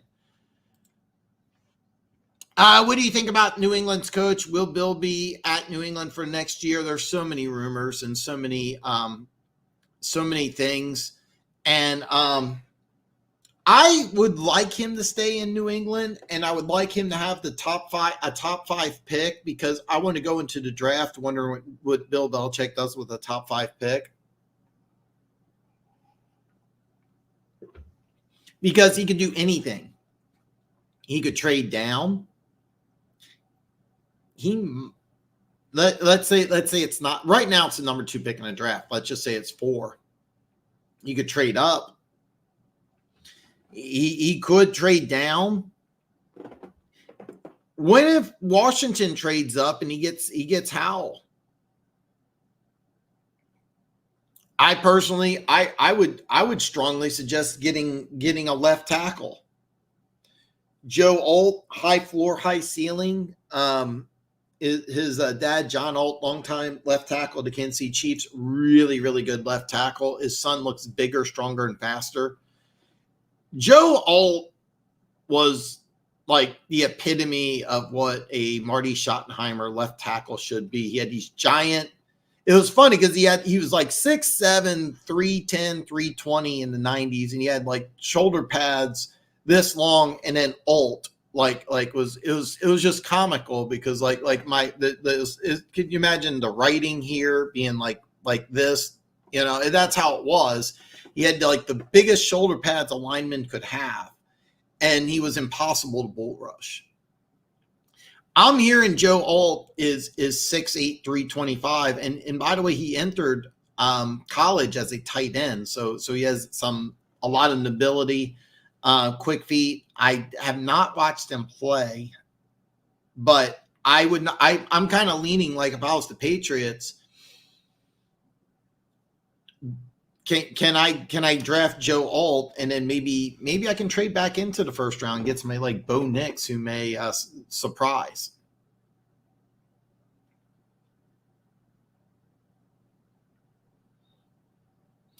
And by the way, even though Patrick Mahomes threw an interception here, Patrick Mahomes has had a really good day.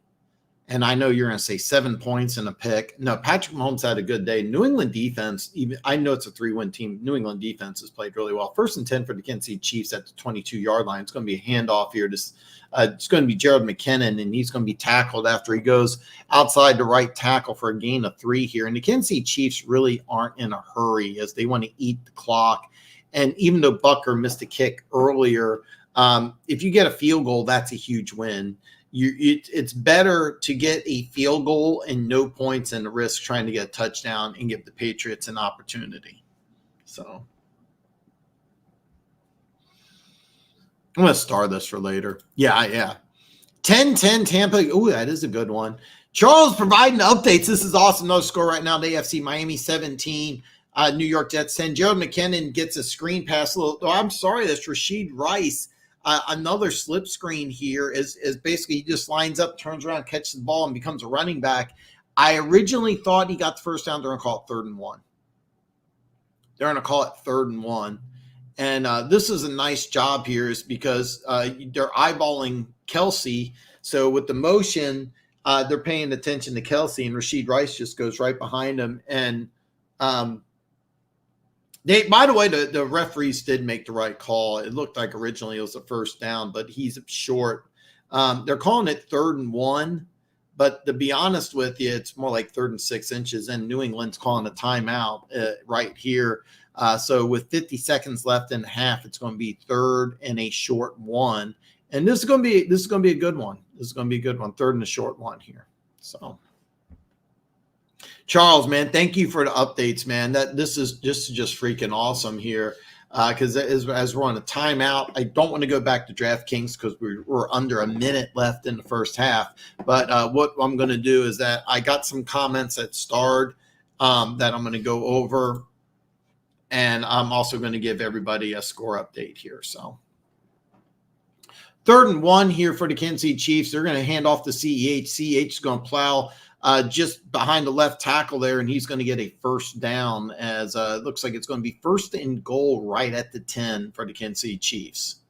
1st and goal for the Kansas City Chiefs here, 44 seconds left in the half, and the Kansas City Chiefs are going to take a timeout. So with 44 seconds left, and they're going to move 1 second back to make it 45 seconds. So 45 seconds left before halftime. Kansas City is down 7-10, but they are 1st and goal at the 10-yard line. And the main goal here is to eat up clock, but you want to also get in the end zone. Charles doing a great job here. 2nd quarter, Atlanta 7, Carolina nothing.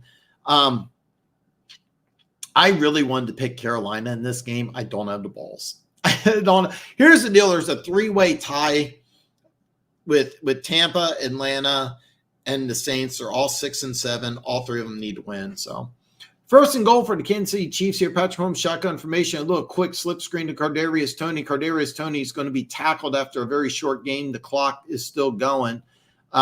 He basically got a gain of 2. So they moved them in motion, tried the same play they did earlier with Rashid Rice, just try to put him in some open space. And it did not work as the Patriots read this quickly and easily. Keep in mind, a play like this is a lot more successful outside the red zone than inside the red zone because you have your defensive backs are not really worried about going deep, which makes some common sense. So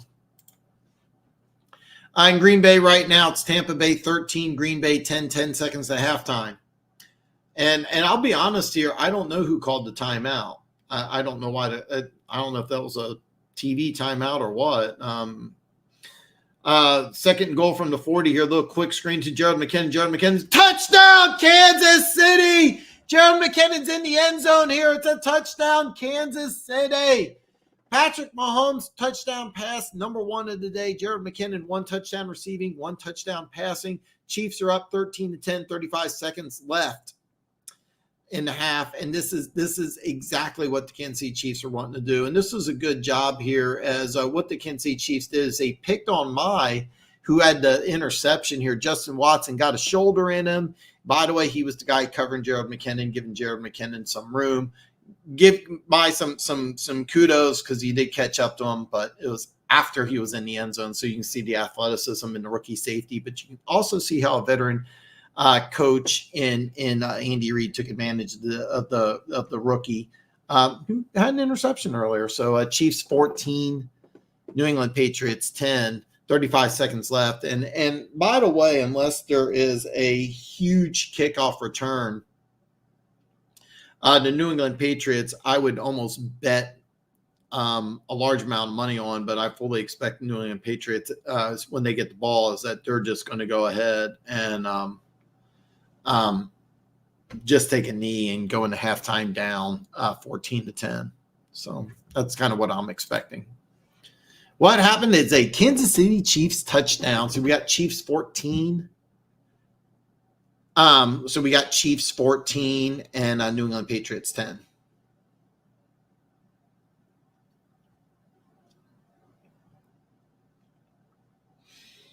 And we are at commercial break here. Once we go to halftime, I'm going to recap all the scores that are going on in the NFL. Plus, I'm going to go over the Saturday games a little bit.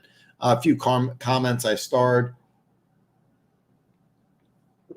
I can't thank you guys enough for joining me today. If I haven't already, make sure please yeah, my thanks. And it's really nice that you took part of your Sunday and just joining me today. It means a lot to me. It really, really means a lot to me. I can't thank you for doing this. I have a lot of fun doing it myself. So I have a lot of fun doing this myself. Kind of going over some comments here. Actually, if I'm being honest with you, it's just the coffee's kicking in and I'm kind of jacked up. And the Chiefs just scored a touchdown, which makes it really, really, really good. Oh, God. I'm having a little audio issues. So everything is now corrected. We had a touchdown, Kansas City, and then I went back and just kind of playing around on some things here. So really, really jacked up today. Really, really, really, really jacked up. And so it's Ian Rappaport who's reporting that Sean Dessie's in the coaching box and Matt Patricia's going to call the plays. So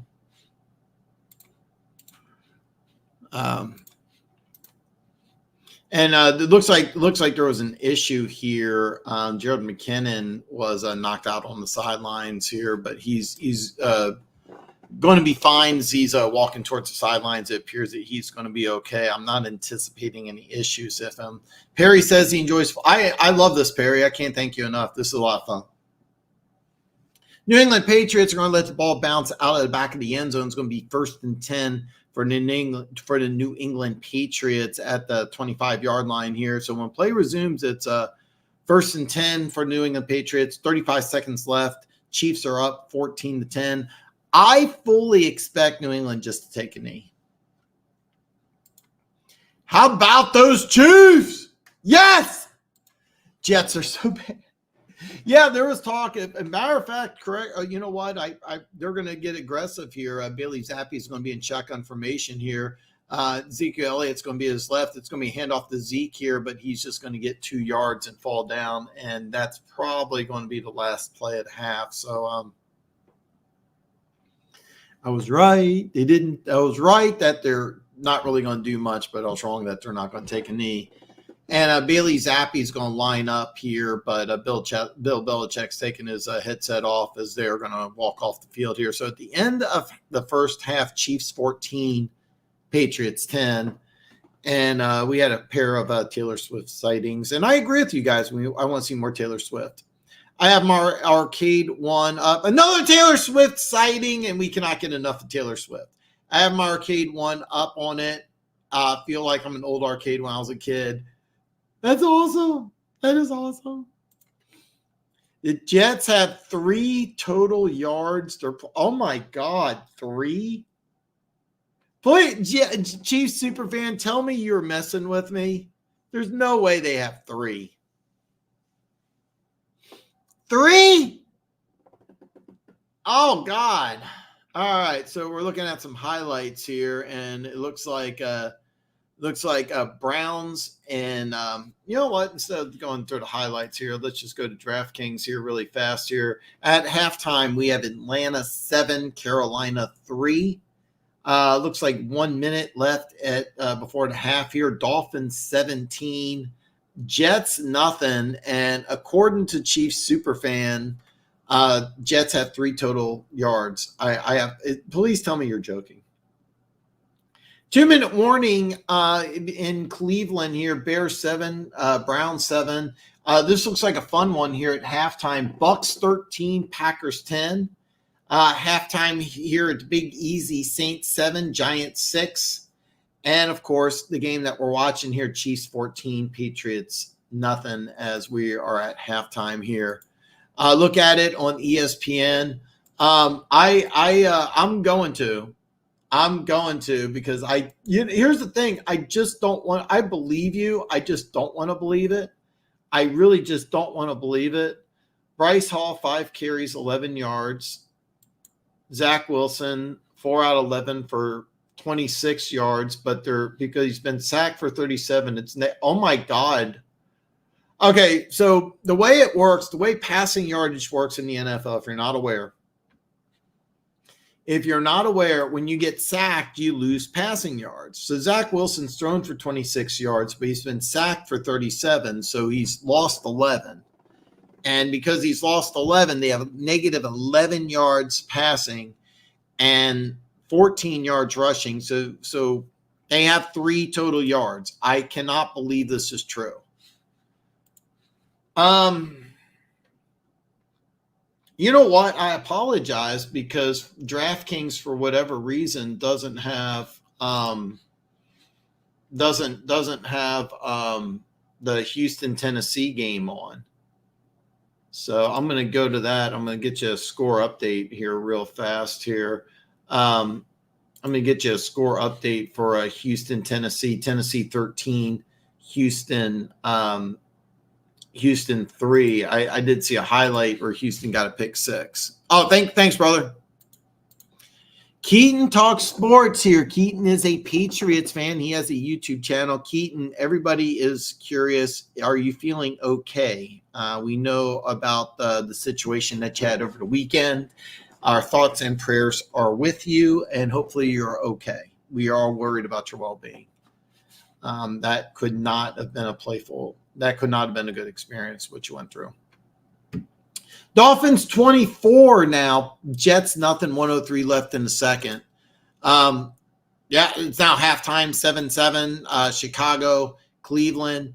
This is now halftime, Titans 13, Houston 3. So what it is that I'm on DraftKings, and DraftKings took the line off the game because Case Keenum is starting instead of CJ Stroud, because there's not a then that's why they don't have the line on the game.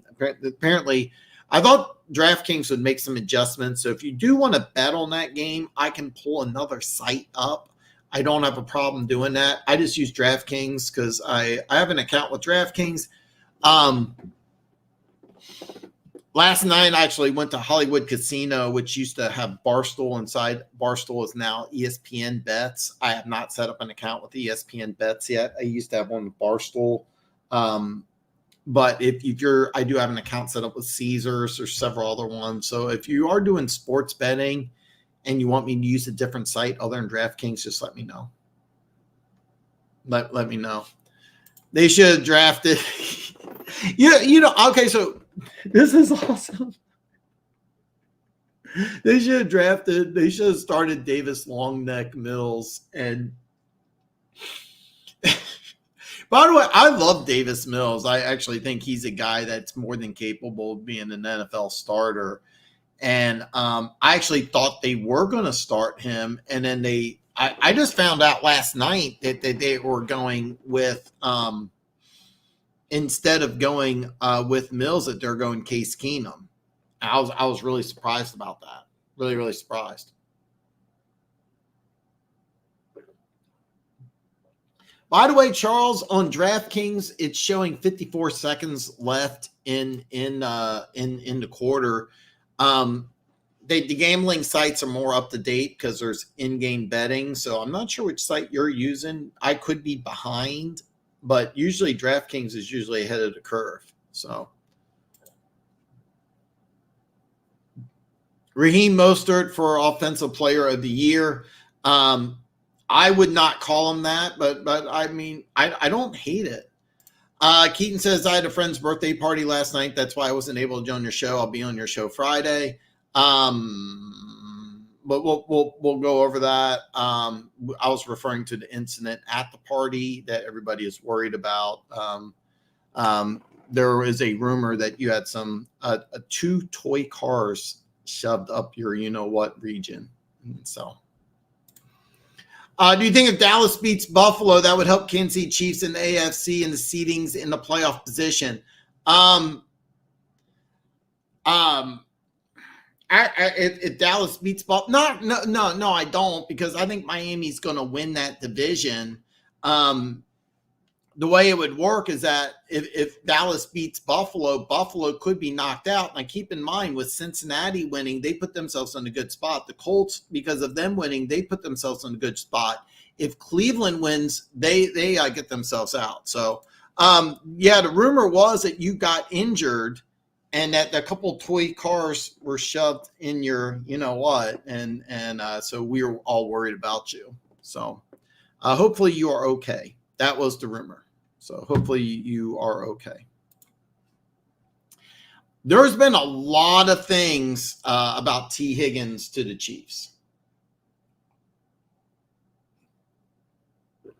There's been a lot of free agent. There's been a lot of free agent talk about T. Higgins going to Kansas City. It's possible. I don't see how the Bengals are going to be able to keep him, but Kansas City, I think Kansas City's going to go youth. I think that they're going to draft players.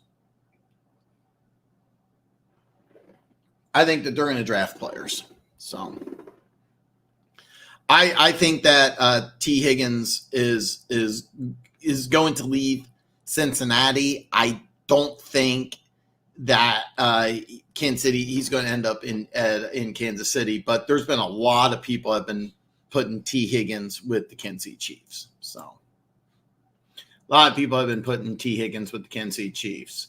I got, by the way, 32 seconds left in the second quarter. Now 24. Browns 7, Bears 7. So I'm going to keep an eye out on this. It looks like something exciting is happening in that game. We are at halftime. Atlanta 7, Carolina 3. 12 seconds left in the second quarter. Dolphins 24, Jets nothing. I think Miami's going to win that one big. Halftime also in Lambeau. Bucks, or actually it looks like we're getting ready to start the third quarter. Tampa Bay 13, Green Bay 10. Halftime in the Big Easy, a game that I'm really paying attention to. I got Saints 7, Giants 6. Oh my God, it's Chad, my brother from another mother. Sorry, bro, for joining late. I just got done at CPSS. Oh man, God, I wish I was going with you, Chad. I really, really wish I was going with you. I actually tell you the truth. In the near future, we're gonna have to go there together. But my brother from another mother is here. My brother from another mother is here, so that's always a good thing.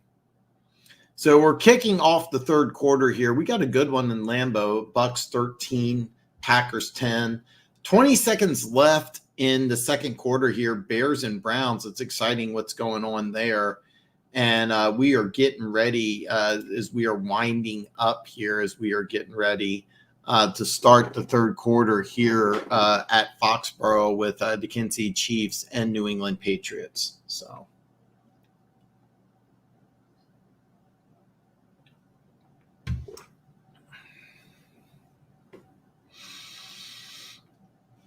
Man, now I'm drinking coffee. I don't even know if I need caffeine today. I really, really, really don't know if I need caffeine today because I'm just extremely jacked up. I am extremely jacked up. And if somebody has an update on what's going on with Chicago and Cleveland, because right now I'm showing 12 seconds. It's still at 7. So that's where we're at now.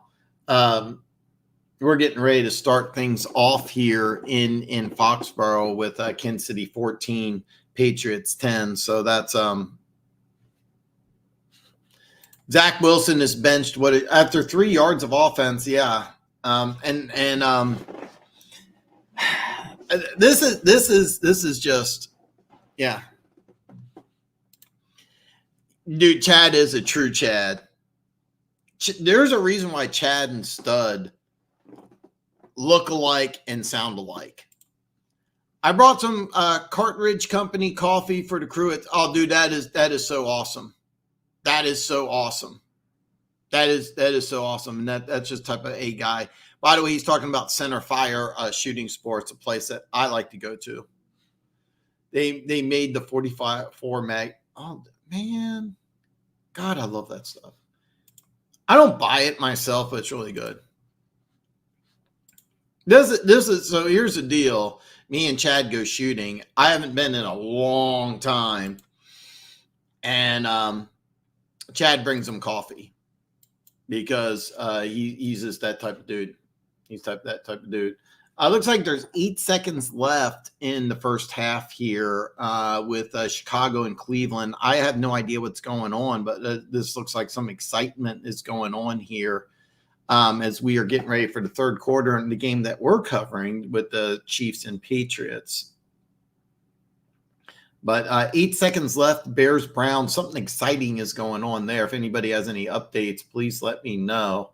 It looks like Jets and Dolphins are coming down here. 22-9, 300 blackout. And, they just went to town. Panthers have like 8,000. Yeah, I mean, it's sad. That is really sad because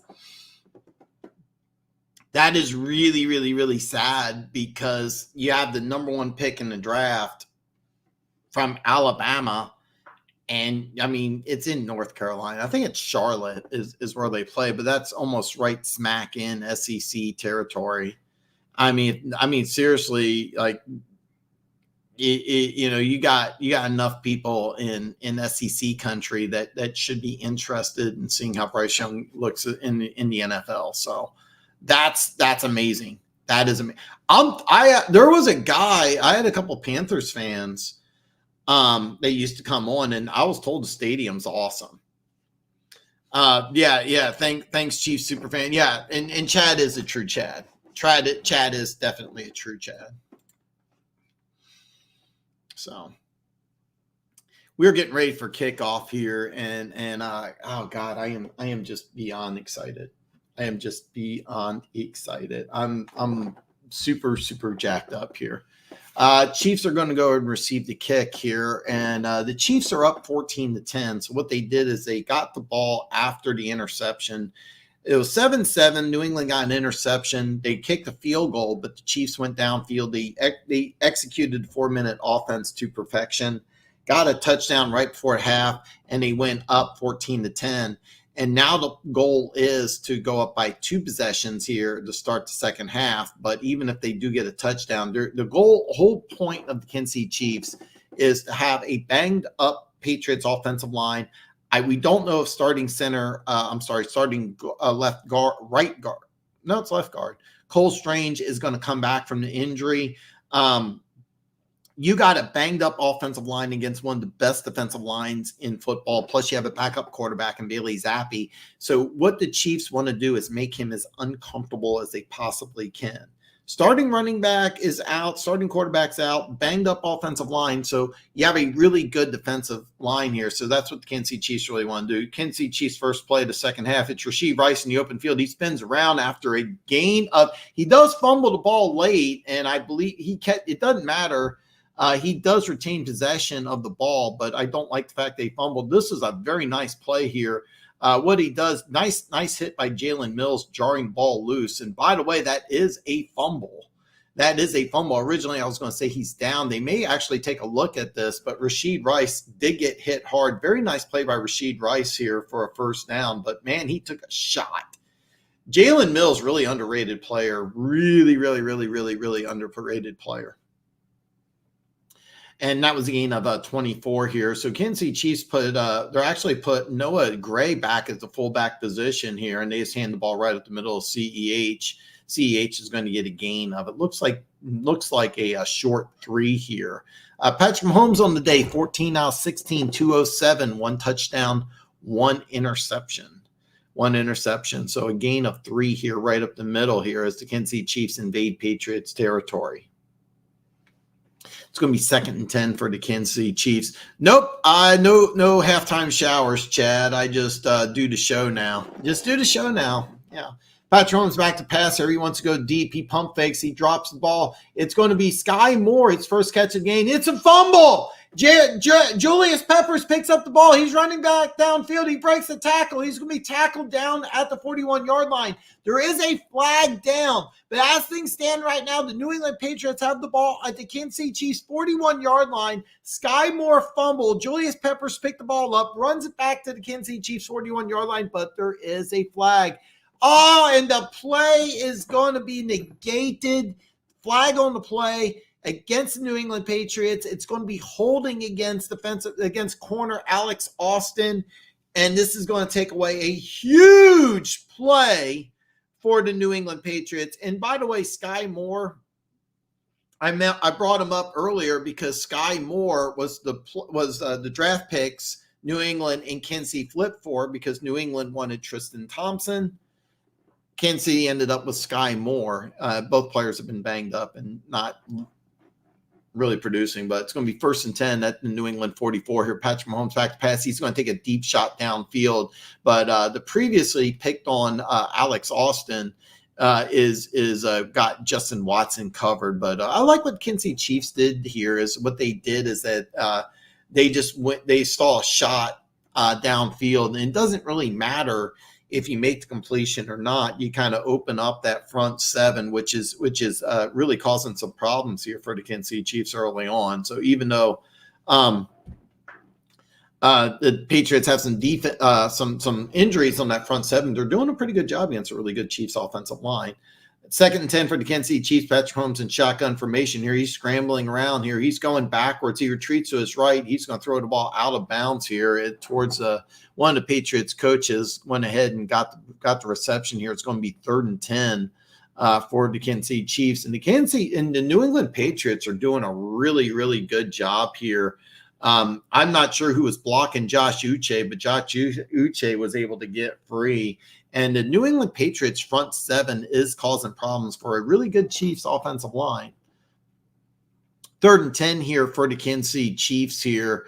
Patrick Mahomes in shotgun formation. Jordan McKinnon's going to enter the game here. Travis Kelce to the bottom of the formation, trips to the top here.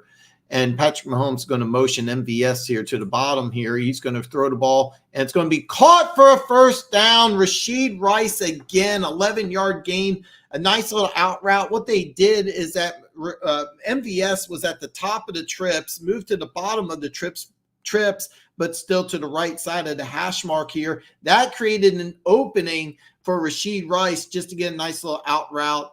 And they may take a look at this because they're going to give him a gain of 11, but he actually looks like he fell down right at the line of scrimmage. So there's a very good chance it looks like he still got the first down. They're actually not going to go ahead and take a look at this. It's going to be a handoff to CEH. CEH is going to go right up the middle and get a gain of 2. So it's going to be 2nd and 8 here. Patrick Mahomes, 15 out of 19, 218, 1 touchdown, 1 interception. I got Giants over Saints. I got the Saints, but yeah, and we get the ball back. Let's put the game away. If Dallas beats Buffalo, does this help Kansas City in AFC standings for playoff positioning? No, it doesn't, because Miami's going to win that division, and the Kansas City Chiefs are going to win the West. So Richie James is going to enter the game. He's going to get a little out route, and he's going to get a Kansas City Chiefs first down. Kansas City Chiefs first down. Richie James is the punt returner, kick returner, but he gets a nice little out route. No, it has no effect on the Kansas City Chiefs at all, because the Chiefs are going to win the division. The Lions really helped out. So the Chiefs, with a win today, actually will have a 3-game lead in the AFC West. It could just be 2, but bottom line, the Chiefs are going to win the West. Buffalo's not going to win the East. Now, it does matter if Miami loses a couple games, because Miami and Buffalo play the last week of the season. Patrick Mahomes back pass, and it takes a shot for Kelce in the end zone, but it's incomplete. Patrick Mahomes having a good day, folks. 16 out, 22, 34, 1 touchdown, 1 interception. And with another Taylor Swift sighting, we can never get enough of Taylor Swift. The one. Let's go, Pats. The one. Hey, the one. We do need more Patriots fans in here. Keaton Talk Sports is a Patriots fan. He's also an Ohio State fan. He was a guest on my show 2 weeks ago. Last week, he had a very unfortunate incident happen, and it looks like he has recovered. Little shuffle pass here to Travis Kelce for a gain of 3. So they do get Travis Kelce involved. They do a little trickery here, but he only gets a gain of 3, so it's going to be 3rd and 7. The good news is for the Kansas City Chiefs is that they are within field goal range. So now keep in mind, Butker already missed 1. He's got that out of his system. He was perfect until I said that and jinxed him, but it's the Chiefs are on the New England 11-yard line here. It's 3rd and 7 for the Kansas City Chiefs. Rashid Rice to the bottom of formation, trips to the top. Jared McKinnon's entered the game to Patrick Mahomes' left. Patrick Mahomes back to pass here. He's scrambling around here, takes a shot in the end zone, and Travis Kelce's on his back. He obviously wants a call here.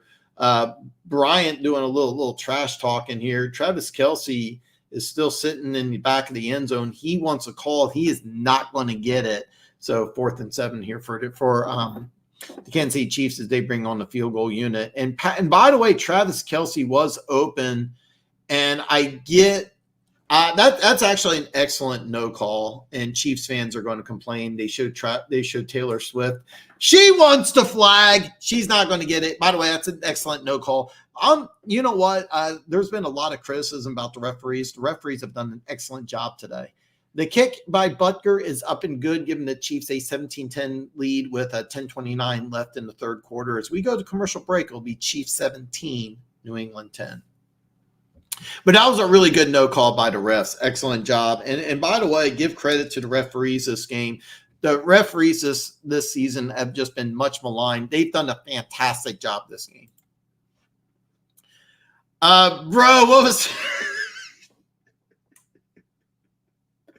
What was Trav doing? He should get fined for making us watch such bad. I think I get what he was doing. Yeah. Great no call by the refs.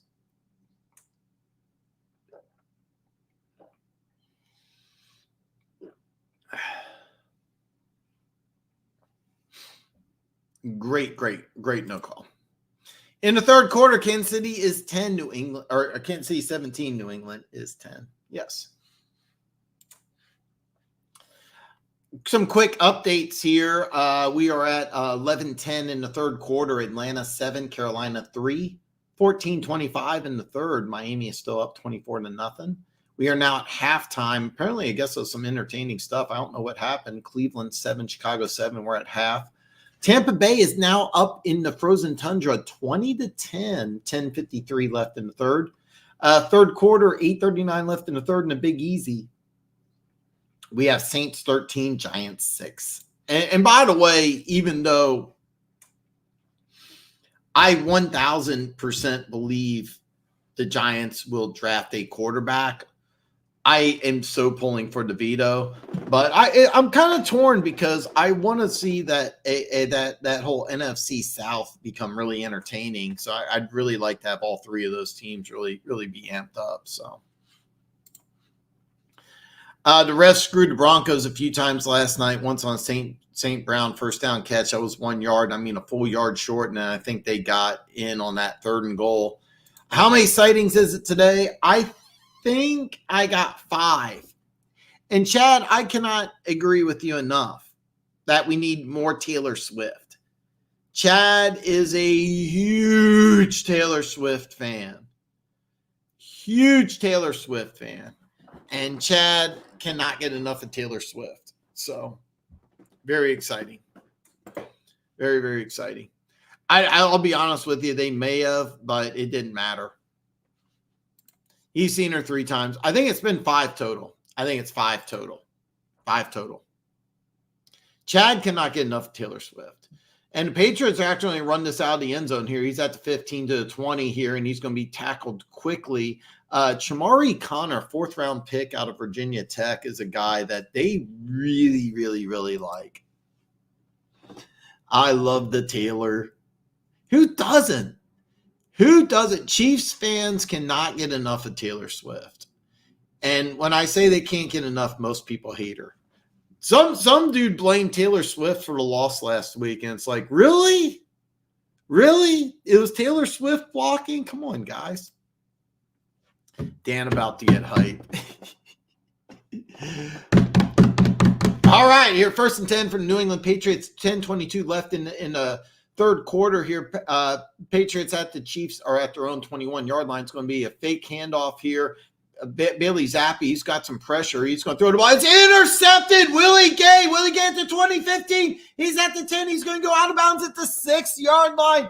The before-mentioned Willie Gay gets a pick, takes it all the way back to the 6-yard line. You will need I don't do showers anymore, Chad. How am I going to take a shower and do this? Can't do it. Maybe I can take some water, throw it up there, you know.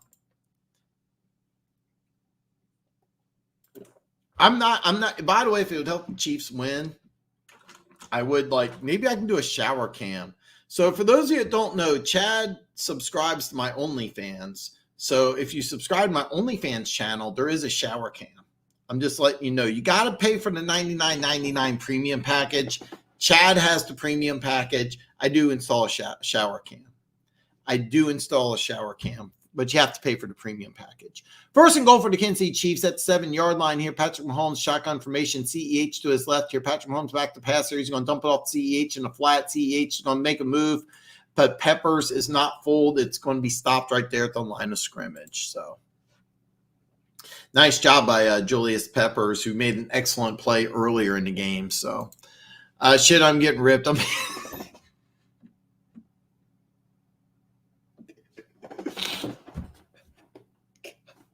I can't get it off. Oh God, I can't get it off. Oh God, I don't know if they're going to call that a running play. It looked like a pass, but CEH 5 carries, 12 yards. Patrick Mahomes 18 out 24, 239, 1 touchdown, 1 interception for you fantasy guys. Patrick Mahomes back to pass. He's scrambling around here. He pump fakes. He's going to throw it in the end zone. CEH and they're going to touchdown Kansas City. CEH in the end zone. They're going to take a look at this because he did bobble the ball when he fell down. He fell down on his back. They are going to take a look at this They are going to take a look at this, but I do believe this touchdown will count. CEH jumps up in the air. This is a very nice reception covered by the middle linebacker, Tavi. By the way, Tavi's a guy I have a huge man crush on, former fourth round pick out of Purdue, fourth or fifth round pick out of Purdue. Worked his way into the starting lineup, just been playing lights out. They don't take a look at this. I was kind of surprised. Extra points up and good. Kansas City Chiefs 24, New England 10. The Willie Gay interception sets up the 7-yard touchdown reception to CEH. So great job by the Kansas City Chiefs. At one point, they were down 10-7. They've scored 17 unanswered points with 9:22 left in the third quarter. We have Kansas City 24, New England 10. The shower cam has only one angle, and the angle is set to be parallel at 6.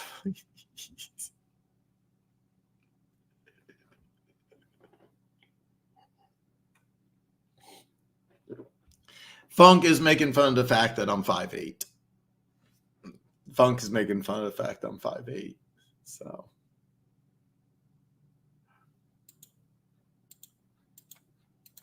Oh, God. Oh, God, man. Yeah. If you join the OnlyFans for $99.99 a month, you do get the shower cam. Maybe I should make that part of the YouTube channel. Shower cam. Wait.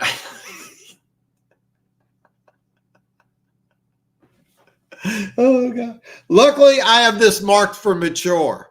As we are on a commercial break, I'll give you a quick rundown here. It looks like we are going under 7:30 in the third. Panthers 3, Atlanta still 7. 13 minutes left in the third. Dolphins 24, Jets 7. Jets nothing. I'm sorry. Jesus Christ. Bears 7, Browns 7. 14 minutes left in the third.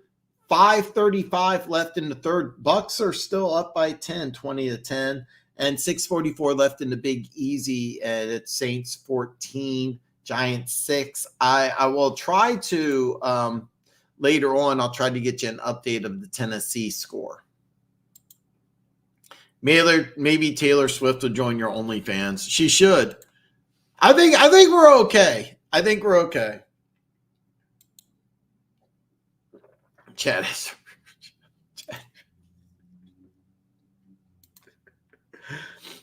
This is a fun game. This is a really fun game, Tampa. I mean, it's in Lambeau, and there's huge playoff implication. Yeah. So anyhow, with Green Bay losing on Monday night, they're 6-7. They're one of 5, 6-7 teams in the NFC. Now Tampa Bay's in a 3-way tie with 2 of those teams. So I'm outside. I'm basically Kansas City, the one. Kansas City. I've been a Chiefs season ticket holder since 1989. And the Patriots are going to run this about 5 yards out of the end zone here. And Demario Davis spins out of a tackle, gets out to the 35 here. Nice job. I'm sorry, Jalen Reagor, former first round pick of the the Minnesota Vikings. Jalen Reagor out of TCU, a player I love. The Minnesota Vikings. The Eagles drafted Jalen Reagor at 20, and at 21 was Justin Jefferson. Jalen Reagor has not had the same type of success, but nice run back here to the 35 here. Bailey Zappi is going to line up under center here, motioning Douglas here. It's going to be a handoff to Ezekiel Elliott, and he's going to power right up the middle. Correction, that is not Ezekiel Elliott. That is actually Kevin Harris, a former 6th-round pick out of South Dakota State, a guy that really hasn't gotten a lot of action. What a throw by Love. Well, I got the whole 9 yards and 2 inches.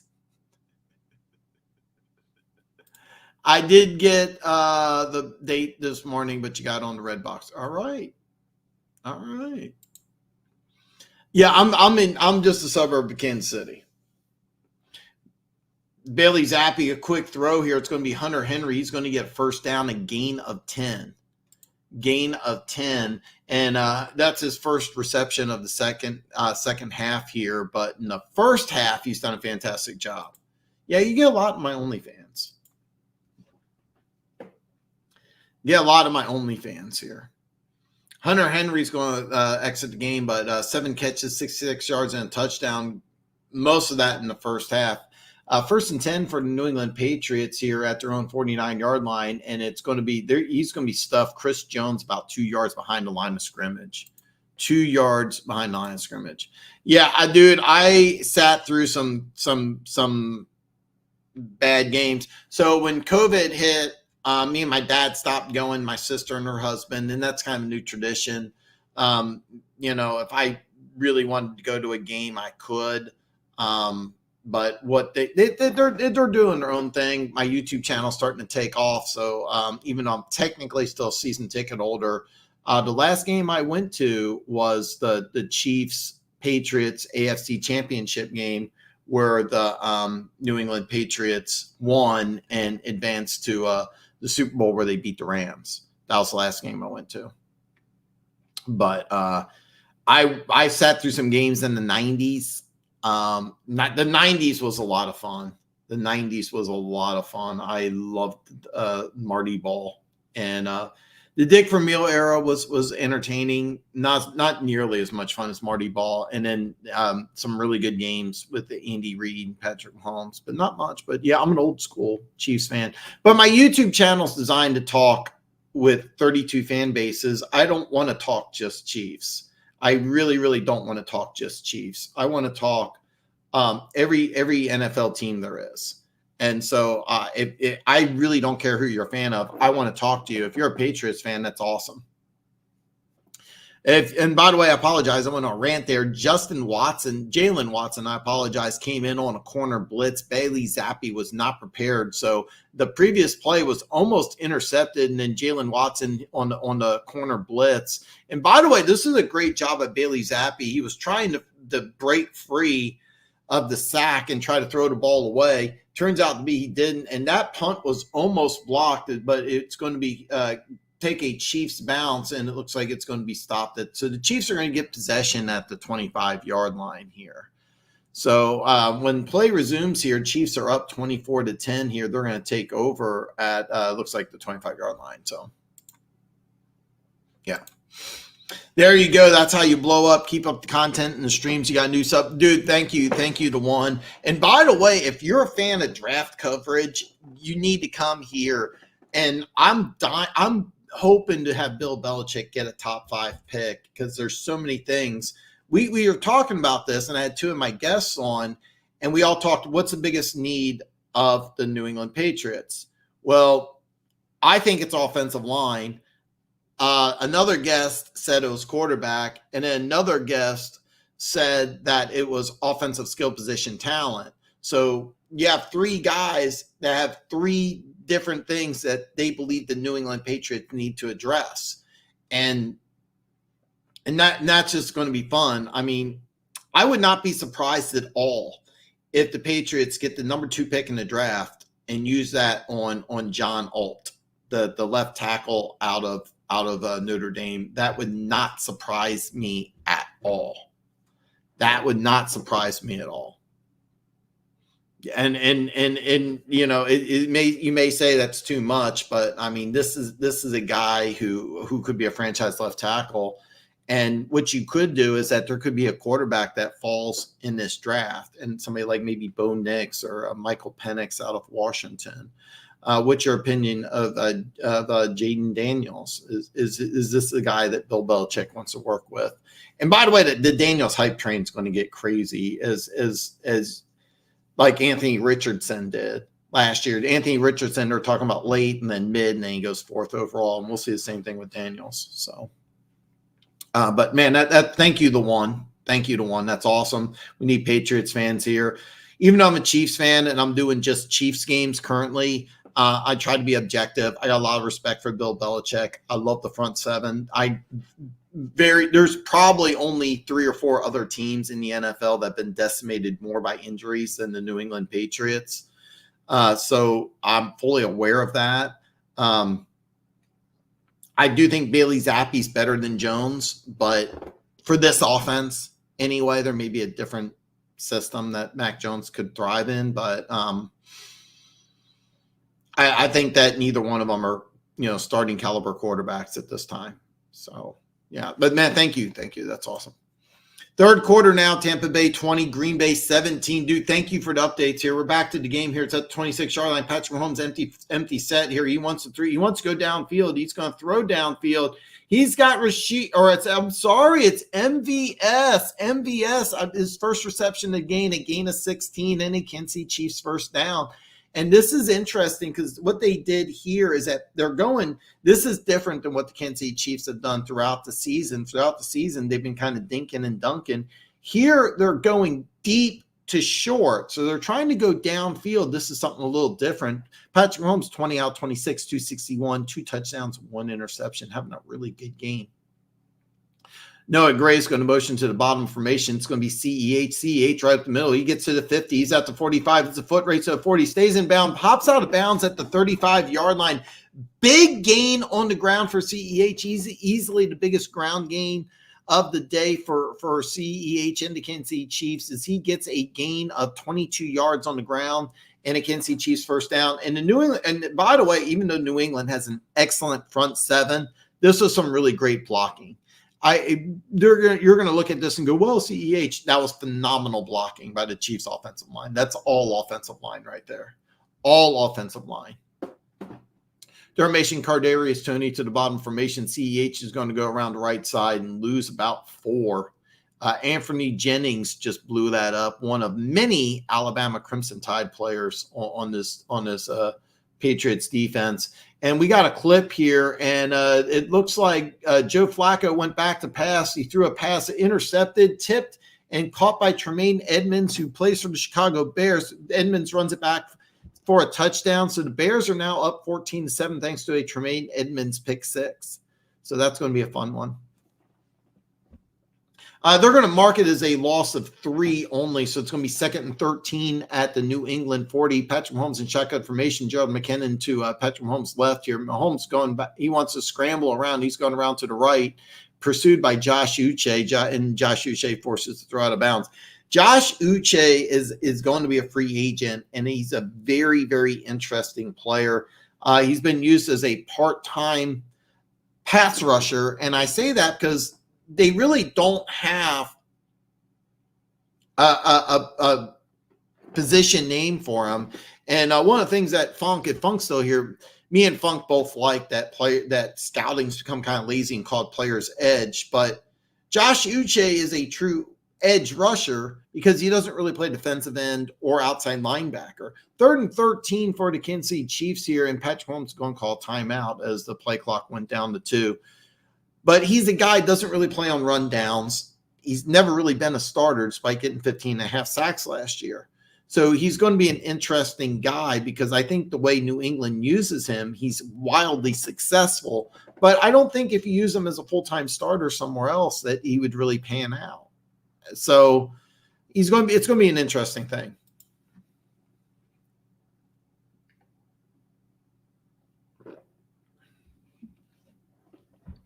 The Patriots need to trade down for a king's ransom. That is definitely a possibility. It is definitely a possibility and something that New England will 100% address. They are 100% going to look at that. But if they get stuck, don't be surprised they go offensive line at pick number 2. Patrick Mahomes is going to go back to pass. 3rd and 13 here. He's going to dump it off to Noah Gray. Noah Gray is going to advance up. He's going to be corkscrewed down at the 35-yard line, well short of the first down. Even though it's a long kick, and I know Bucker missed earlier, I fully expect the Chiefs to line him up to try for what looks like it's going to be a 52-yard field goal. But yeah, Perry, I fully expect the Patriots to try to do this. But in my mock drafts, this is actually going to be a 54-yard field goal. In my mock drafts, I don't do trades. So I would not be surprised if they get stuck. And by the way, they're not locked into the 2nd pick in the draft. The kick, by the way, is up and good. So they make this a 3-possession game now. Kansas City Chiefs are going to be up 27-10. as we go to a commercial break here. And man, this is going to be a good one for Chiefs fans. It's 3:40 left in the third. I'm going to go over the rest of the games here while I'm on commercial break here. With 1:03 left in the third quarter, it's Atlanta, actually 45 seconds left in the third quarter. Atlanta 7, Carolina 3. 5:41 left in the third, Miami 27, New York Jets 0. With the pick six that I mentioned before, it's 9:30 left in the third, Bears 14, Browns 7. Third quarter, we got a fun one in Lambeau here. Looks like it's the end of the third quarter. Tampa Bay 27, Green Bay 17. The Saints are now up 17-6 in the Big Easy. It looks like we are 3:55 left in the second quarter. So, third quarter score: Chicago 14, Cleveland 7. I'm also going to give you an update on Texans Titans. It's 13-9 with 2:42 left in the third. I'm using DraftKings to provide all this information, and they took the line of Tennessee Houston off because of the quarterback switch. And gambling sites do this because once there's an unknown, they just take it. Sometimes they do this. It's very rare, even with a backup quarterback, that you would just take the line off the game. But that's what DraftKings is doing. That's why I didn't have an update. But it looks like it's 13-9. Very rare. If you are interested and you want me to go to a different betting site, one that you're using, so I can give you updates on, I'm more than happy to. I should got more of them. Oh, you're still there. Yeah, yeah. I mean, do whatever you want. I didn't know you were still there, Chad. I didn't know you were there. That's awesome that you're watching the game on your phone at CVSS. Yeah. The Battles of the Bays is a good game.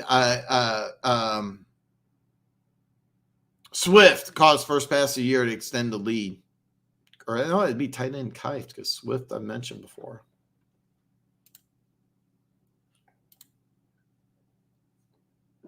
If you're referring to DraftKings, yeah, they can take games all. They don't have casinos and sports books don't have to put action on all games. They don't have to put action on all games. So that's something that they have the option. It's very rare that they do that. It's very, very rare that they do that. I think you're good to go, Chad. Actually, I don't mean to sound facetious here, but I mean, banged up offensive line, backup quarterback. Chiefs, one of the best defenses in the league. 3:40 left in the third. I think you're okay. I'm a superstitious guy. But I do think you're okay. And by the way, Chad, I can't thank you enough for being at Centerfire and checking out everything. Yeah. Perry, how long has you get the bet in before they remove the game? You still have the bet in play? Yes. Yeah. Great, Funk. This is a great point. I'm gonna stay on this. When I get to a commercial or a chance, I'll talk about this a little more. It's going to be a New England run here. Ezekiel Elliott's going to run up the field for a gain of 5 here. It was 1st and 10 at the 25s. Its kick went into the end zone here. They're actually going to mark it as a gain of 4. So if you place a bet and then they take the line off, whatever you placed is still in play. But they took it line down because originally it was Davis Mills and they switched it to Case Keenum. I don't know exactly when they switched it to Case Keenum, but that's why they took the line off the game. And they're not allowing in-game betting, which is unusual. Bailey Zappi's under center here, play action pass here. He's getting pressured, and he's going to be sacked. He's going to fumble, but it's recovered by Andrews for the Patriots here. I believe it was a Montague on the sack. Montague, a free agent acquisition, missed the first 6 weeks of the game. And the Chiefs defense is really, really taking advantage here. Jude Tranquil's also in on the hit, but Montague is going to be the one with the sack. And Bailey Zappi's getting beat up here, folks. By the way, it wasn't Andrews. It was McDermott, the starting left tackle, who fell on the ball. 3rd and 13 for New England Patriots here. The Chiefs Look like they're going to show blitz here. They only bring 4, but still get some pressure here. Douglas going on a quick slant, but he's going to be well short of the first down here. The Kansas City Chiefs are more than ready for it, as it's 4th and 7, and New England Patriots are going to bring on the punt team. In this type of game, I'm going to level with you. This type of game, New England really is going to struggle. What they'll have to do is make a play on either special teams or defense in order to get back into this game. The offense was designed in this game to be more ball control. It's not designed to make plays because you have a backup running back, you have a backup quarterback, and several offensive linemen that are backups. So when you're in a situation like that, you're not trying to win a shootout. What you're trying to do is that you're trying to keep the game close, where your defense and your special teams units, which are the strength of your teams, you're trying to get the game close. But in a situation like this, where you're down by 3 scores, and by the way, even though Mahomes did throw that interception, he's had you take away that interception, this has been almost a completely perfect game for Patrick Mahomes. He's done a fantastic job. Travis Kelce hasn't had a great game, but overall, Patrick Mahomes has been amazing today. Rocking out with the Glock out. I got to shoot. I got to put some rounds out of my Glock, Chad. Yeah, I got to shoot. I got to go shooting soon. What's up, Pete? Detroit Gators. Detroit Gators. God, if by the way, in not next week, but the week afterwards for the bowl games, Denver Gator has agreed to come on my show and talk some college football. I can't wait to get Denver Gator on the show and talk a little college football. Can't wait to get Denver Gator on the show and talk some college football. So 1st and 10 for the Kansas City Chiefs. There's only 1:34 left in the third quarter here. I expect the Kansas City Chiefs to play a little conservative and eat up some clock here, as clock's now their friend. They got the ball on their own 26-yard line here. It's going to be a fake handoff to CEH. They're going to throw it down here, and Justin Watson dropped a perfect back shoulder throw. This is such a beautiful throw, and Justin Watson dropped it, but this is just a phenomenal throw. You cannot throw an NFL pass any better. And if you've been watching Patrick Mahomes for a while, you may say ho hum, but there's not too many NFL quarterbacks that can throw such a beautiful pass. Gator, I give you that TD 42-20. 2nd and 10 for the Kansas City Chiefs here. 1:30 left in the third quarter here. Durham motion Rashid Rice to the bottom of the formation here. A little quick throw to Rashid Rice, try to get him in some open field. He's going to make a spin move, but he's going to be stopped after a gain of 1. So 3rd and 9 here for the New England Patriots. Oh my God! Greetings from London, Alan. What's up, brother?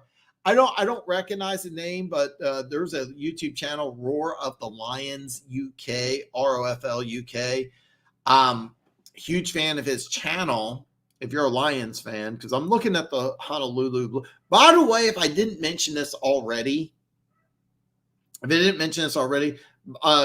to the game here. Patrick Mahomes shotgun formation. He's going to throw the ball. Kadarius Toney drops it, and the Chiefs are going to punt. Detroit Lions went all blue. That is sweet. The all blue. They wore the silver helmets, and they had the Honolulu blue pants and the blue jersey, and that is just beyond sweet. It is just a beyond sweet look. I really wish the Lions would do that more often. That was beyond awesome. I don't like when teams switch up the uniforms that much, but so if you're a fan of Roar of the Lions, me and him have talked, and we're trying to work something out that I want him to come on a live stream, but due to the time difference, if I'm correct, you're 6 hours ahead of me. I'm 2:15 Central Standard Time. I think you're 6 hours ahead of me. So it's Sunday night where you're at. But yeah. So I'm assuming the blue that your logo is that you're a Lions fan. But man, if you haven't already hit the subscribe button, Alan, man, Thanks for joining me from London. That is just so freaking. I gotta love this. I love it. I love it. Lions defense was flying around last night. Yeah. I was really impressed with that Lions team. That there's no way they played like that the last 2 weeks. There is no way they played that way the last 2 weeks. Ezekiel Elliott's going to take a screen and get a gain of about 6. And what the Chiefs are doing is they're putting up some backup defensive linemen in here as they're going to get some backup, some playing time here. Andy Reid does not like running up the score. Andy Reid does not like running up the score. 2nd and 3 here for the New England Patriots here as we approach the end of the third quarter. Kansas City is up 27-10. And Patriots are not going to snap the ball before the end of the third quarter. So it's going to be second and 3 to go as we start the fourth quarter. Kansas City Chiefs have this one in hand, but you never know with the New England Patriots. So there's no way the Detroit Lions played that way the last 2 weeks. No way.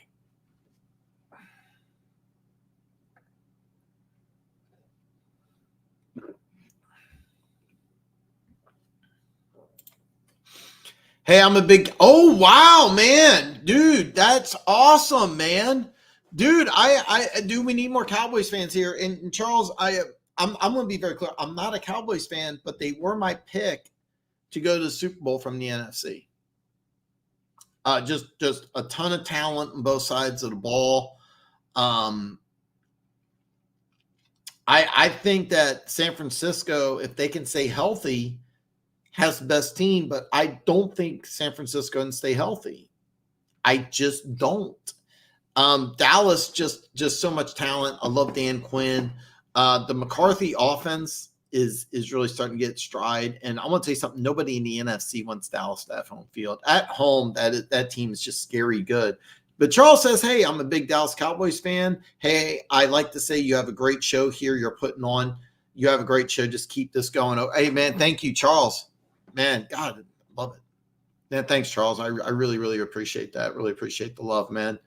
Yeah, we talk all 32 teams. Cowboys were my pick to go to the Super Bowl from the NFC. I think San Francisco has the best team. They get anybody goes down though. They got to be healthy. They don't have a lot of depth.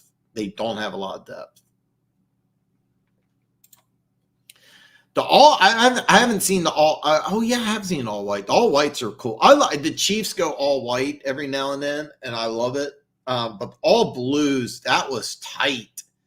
That was I really, really, really like all blues. The Lions all blues is really sharp. Denver Gator, if you go back to looking at the 70-20 loss and starting off 1-5, then it's a great season. And they're definitely building something really good in Denver. I'm not sold on Russell Wilson. Bailey Zappi is going to do a play action pass here. He's got pressure. He's going to get rid of the ball. He's going to throw it downfield and almost intercepted as he just threw this one up for grab. L'Jarius Sneed dropped an easy pick.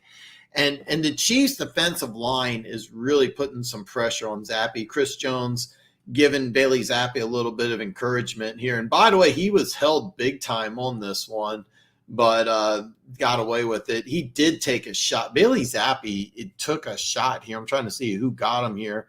It was Willie Gay put a shot on him, and L'Jarius Sneed dropped an easy one. 3rd and 3 here for the Patriots at their own 42-yard line. Bailey Zappi is going to motion Ezekiel Elliott to the bottom formation, so it's an empty set. Trips to the top. Ezekiel Elliott and Devontae Parker to the bottom. A little quick throw here, and it's going to be Hunter Henry tackled viciously by L'Jarius Sneed, and Hunter Henry's going to stay down. It's going to be 4th and about 1, and we'll see what New England does here. I'm kind of expecting New England to go for it, and that was a vicious hit. Hunter Henry can barely move. I would be surprised if he comes back here. And this was a great job here by Hunter Henry here. I think he was option number 1 on this route, and this was a great job by L'Jarius Sneed reading it and attacking Hunter Henry and stopping him from getting any yards after the reception, because all he has to do is just move 1 yard and it's a first down, and they gave him a first down. If New England got a first down here, that I'm really kind of surprised here, because I thought he was well short. So what happened is, they're showing the replay. He caught the ball at the first down marker, but L'Jarius Sneed tackled him on the thigh and pushed him back a yard. So he should have been they motioned him at the first down marker, but he should have been moved a yard back. The Kansas City Chiefs are going to challenge this play as we go to commercial break. So I'm going to get caught up in comments on commercial break. I hate when teams do the black. I hate not the Falcons. When the Falcons did it in the 90s, I loved it. It needs to stop. Arizona does it. I hate it. I think the Dolphins did it. Correction, Jaguars did it. I hate it. NFL teams should not do this shit. Denver Gator, you can blame Perna. Dude did some editing during the curse wheel. I think he tried to cheat the wheel with the wheel. A big fan of Brandon Perna as well. 49ers, Ravens. Those are right now probably the two best teams from each division or each conference, but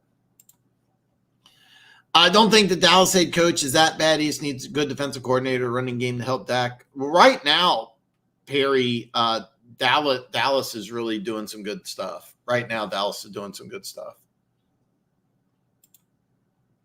Funky, so funny. You mentioned Perna's curse wheel. Good game from the Lions. I tuned out beginning of the third quarter. I don't blame you. So I was so disappointed, because the first game was so good between the Bengals and the Vikings, and I was on point when I said, when Burrow goes down, their season's over, and Jake Browning gives me the middle finger and wins 3 out of 4, and the Bengals are smack dab in the playoff competition. My boy Keys called Joe Burrow a system quarterback, which is phenomenal, and that's kind of what you're looking at. But yeah. And then I was really looking forward. Pittsburgh, Indianapolis looked like it was going to be a good game early on. It really did. And Pittsburgh just, God, that offense is so hard to watch. If you're a Steelers fan, I feel really, really, really bad, because I feel really, really, really bad because that offense is so bad. So they're actually going to reverse this, and it's going to be 4th down, and New England's actually going to bring on the punting unit. I'm kind of surprised, but it's going to be. So what happened was, it ended up not being a catch. So I thought I thought he caught it, but it turns out to be, after the instant replay, he actually dropped the pass. So it's an incompletion, 4th and 3.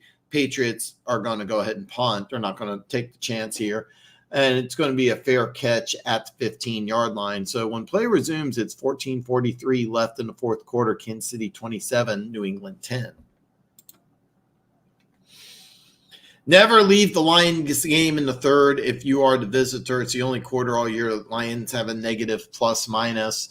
Last year, the Lions were so entertaining, because whether they were up by 24 or down by 24, you don't know what's going to happen. This year, the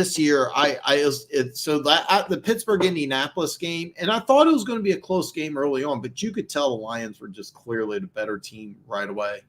CEH is going to run just right off the right tackle. He's going to get a gain of 2. And the Kansas City Chiefs, what they're trying to do here is that there's a lot of mutual respect between Andy Reid and Bill Belichick, and I think that you're not going to see anything overly creative. You're not going to see Kansas City try to run up the score here. What Kansas City Chiefs are going to do is just quite simply go into what's called the 4-minute offense, where you're just trying to really eat up a lot of clock. Your biggest goal is to not score. Your goal is to just eat up a lot of clock and limit the opportunities, because what you want to do if you're in New England Patriots is you want to get a turnover, a touchdown. You just want to make something happen. And because a three possession game is really nothing you can do. But if you can get it down to 27-17, then all of a sudden you got something there. But the way things are right now, with it being 27-10, all you're really doing is you're just trying to generate something. So what the Kansas City Chiefs are going to do is just ball control, eat up some clock, and they don't mind punting. But if they do punt, they want to put the Patriots down deep in their own territory, because the New England Patriots banged up offensive line, backup running back, backup quarterback. And so there was an injury on the field. I believe it was Sky Moore who was down. That's why we had stoppage of play. I was trying to figure out what was going on, but yeah. Funk's had, Funk, you've had 49ers Ravens for a few months. Absolutely. Score in quarter number 4, it's Tampa Bay 27, Green Bay 20. What a great game that is. What a great game. By the way, Perry, if Lamar Jackson gets in the Super Bowl, absolutely. In a one-and-done game, Lamar Jackson's as scary as any quarterback. Is probably the scariest guy in a one-and-done. And back to the game here, it's going to be 2nd and 7, Patrick Mahomes in shotgun formation. CEH to his left. It's going to be a little quick screen to CEH. CEH is going to put his shoulder down and get a first down. Nice job by CEH. And even though this was a passing play, this was really just a glorified run play. What you did is you had the receiver at the top of the formation, just run a slant, take the corner with him, throw the ball to the outlet to CEH. CEH just didn't do anything fancy, just put his shoulder down, ran over to safety, and got a Kansas City Chiefs first down, and the clock will continue to roll. I'm gonna star this. I'm gonna touch back to this. Go Bucks, beat them Packers. Patrick Mahomes going to go back to pass here. It's going to be a little quick throw to Travis Kelce. Travis Kelce is going to break a tackles and go up to the middle of the field for a short gain here. And even though you're probably saying to yourself, if you're Chiefs fan, why are you throwing the ball? This Andy Reid offense, these are just ball control passes, and it may not make sense to a lot of people, but these throws are just designed to keep the clock moving. They're basically extensions of the run game. These are not really big play type of plays. These are just designed to keep the New England Patriots off balance and to move the ball and to eat up the clock as we go under 13 left in the fourth quarter here. 2nd and 7 for the Kansas City Chiefs at their own 30. It's going to be a handoff to Gerald McKinnon. He's going to go around the left side, and he's going to power forward. Nice job by Gerald McKinnon. Looks like a gain of 5, maybe 6 here.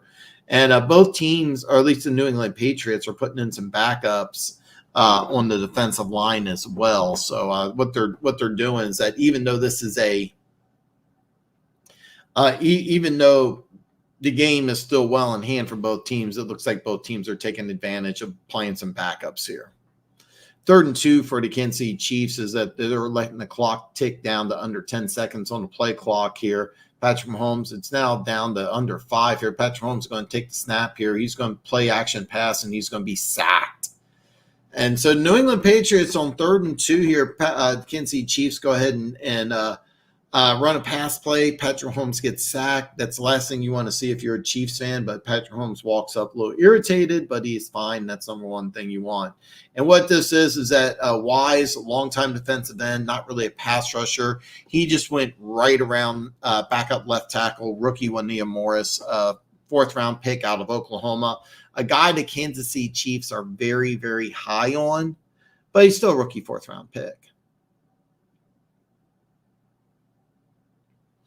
So we're going to punt the ball here. New England's going to kick the punt to 15, 20, 25, and he's going to go down. So with 11:22 left in the game, New England 10, Kansas City Chiefs 27. We're going to see if New England can make this a game. Listen, 11:22 left in the game. There's a lot of time, but you have a banged-up offensive line, backup quarterback, backup running back. A lot of time.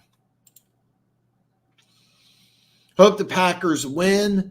That's a fun game, man. That looks like a fun game.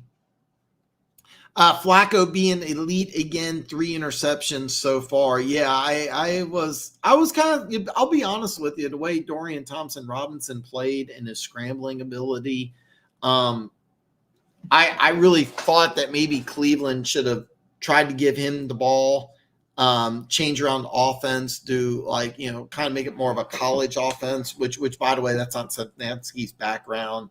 Nothing on Stefanski's offense resembles a college offense, which is what Dorian Thompson-Robinson. Remember, he played at UCLA under Chip Kelly, who coached for both the Eagles and the 49ers, but the reason why he got those coaching jobs is because his offense in Oregon went to a couple.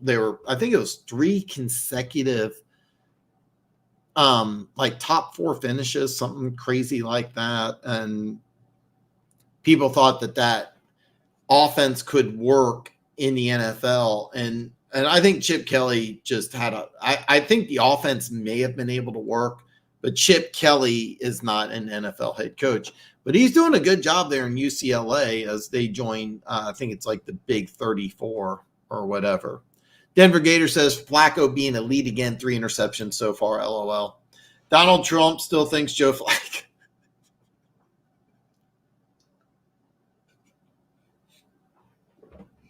Oh, God. Oh, God. That cracks me up. It's funny, Chiefs super fan. Everybody's welcome here. Everybody's welcome here. And but that's funny. This is funny. All right, as we're on commercial break here, I'm going to give you some quick updates here. Carolina's got a field goal, so 5:14 left in the fourth. Atlanta 7, Carolina 6. 9:28 and counting here. Miami 30, Jets nothing. Chicago now up 17-7, 14:53 left in the third. And there's been a touchdown. It looks like it's recent here. Tampa Bay 33, Green Bay 20, 6:43 left as we return back to the game here. Let's see if the Patriots can do something here. Bailey Zappi in shotgun formation here. Chiefs bringing a blitz here. He's going to dump it out to Ezekiel Elliott. Ezekiel Elliott's going to be tackled by L'Jarius Sneed. Behind the line of scrimmage, maybe a loss of 1. So, no. I mean, they look, man, it was such a great story, but yeah. My evil plan is working. Hashtag Lions, LOL. BD Buster, welcome, brother. The Saints are up big on the, yeah. Clock struck midnight. Great story, but I mean, yeah, come on. 2nd 11 for the Patriots, and it's going to be a handoff to Ezekiel Elliott. He's going to jump, and he's going to be tackled by Chamari Connor, 4th-round pick I mentioned before. He's getting a little bit of playing time. I'm seeing some backups here on the Chiefs here. It's not completely like preseason, but you're seeing some backups get some play here. The Patriots kind of realize that unless something dramatic happens, they're kind of out of this game. 3rd and 11 here as we go under 10-10 here. It's going to be shotgun formation. They're in motion. Douglas to the top of the formation here. Pharaoh Brown's in 3-point stance to Zappi's left here. Pressure on Zappi. Zappi is going to get rid of the ball. It's going to be Mike Gesicki's first reception of the day, but he's tackled. He makes a move, but he's going to be short about 3 yards of the first down. So Mike Gesicki, a free agent acquisition, longtime Miami Dolphin guy out Penn State. A guy I'm pretty high on for the most part, but he hasn't been producing. I don't know if it's the offensive scheme or injuries, but it's first time he's been mentioned today. So on 4th and 4, New England's going to line up in a punting formation here. And you can kind of tell there's a lot of mutual respect between these two teams here. New England knows that unless something really dramatic happens, they're really out of this game. And you're not going to see the Kansas City Chiefs do anything. They're not going to try to run the score up. Basically, the job is just to eat up some clock here. They did pass the ball a little bit last time they had the ball, but it was more of just kind of these are Andy Reid type of passes where it's just designed, it's ball control, eat up a little bit of clock. 9:20s left in the game, 1st and 10 for the Kansas City Chiefs here, and you're showing fans understand that the game's pretty much over at this point. CEH is going to motion the back of to the bottom of the formation, empty set here. Patrick Mahomes back to pass here. He's going to take Kadarius Toney. It's going to be intercepted here by the Patriots. This is exactly what the Patriots want to do. They're going to lateral the ball. It's going to go out of bounds, and so one of the things Kansas City Chiefs have had problems with is the receivers catching the ball, and Kadarius Toney had to catch, bobbled it, picked off by the New England Patriots, and this is exactly what the Patriots are doing. This is exactly what the Patriots are doing. This is going to look like a bad 2-interception game, but this is literally caught by Kadarius Toney, and he just bobbles it, and Tavai, the Patriots linebacker, and then then he tries to lateral the ball. It's going to look like 2 interceptions, but neither one of them are Patrick Mahomes' fault. Neither one of them Patrick Mahomes' fault. That is embarrassing. Just making Miami more overrated with them beating Pac-12 squad teams. That is really embarrassing. Tampa Bay 34, Green Bay 20. God, what a fun game that is. The Finns are up on the Jets big time. I got a feeling Robert Saleh could be back. Hey, I'm going to be live Black Monday. I'm going to be live Black Monday. He's been in New England, signed a free agent contract, done nothing. It's going to be 1st and 10 for New England Patriots at the Chiefs 29 here. Bailey Zappi, he's going to throw the ball quickly. Demario Douglas on the catch here. He's going to break a tackle and get a gain of 6, it looks like here. And a nice play call by the New England Patriots, because what you want to do here is you want to score. If you get a field goal, you still make this 2-point game, but you really got to think touchdown here. You really got to think touchdown. But they really want to make sure they get the right play call right, because they haven't been able to do almost nothing on offense. This Chiefs defensive line has just been dominant today. Chiefs defensive line's just been dominant. 1st and 10. Actually, I'm sorry. I correction here. The yardage marker was incorrect, and it's a touchdown. Pierre Strong. I'm sorry. No, that's Kevin Harris. Kevin Harris with the touchdown. Folks, 27-16, 8:24 left. Folks, we got a ball game. We got a ball game. Another fourth quarter score. Miami 30, Jets nothing. Texas Titan game about to take a huge turn. Can you keep me informed? Because it's not on DraftKings. It's not on DraftKings, so I don't have it. Another assist. Yeah. I seriously, Funk, I'm not joking. The Chiefs used a 3rd and a 6 to get Toney. It would not surprise me at all if this offseason they look to trade him. And if there's no partners, it would not surprise me if they cut him. It would not surprise me. And it sounds like I'm just mad at him. No, he's regressed. And they also got Rashee Rice, who keeps playing better. Sky Moore, I've only mentioned once. MVS is going to be gone.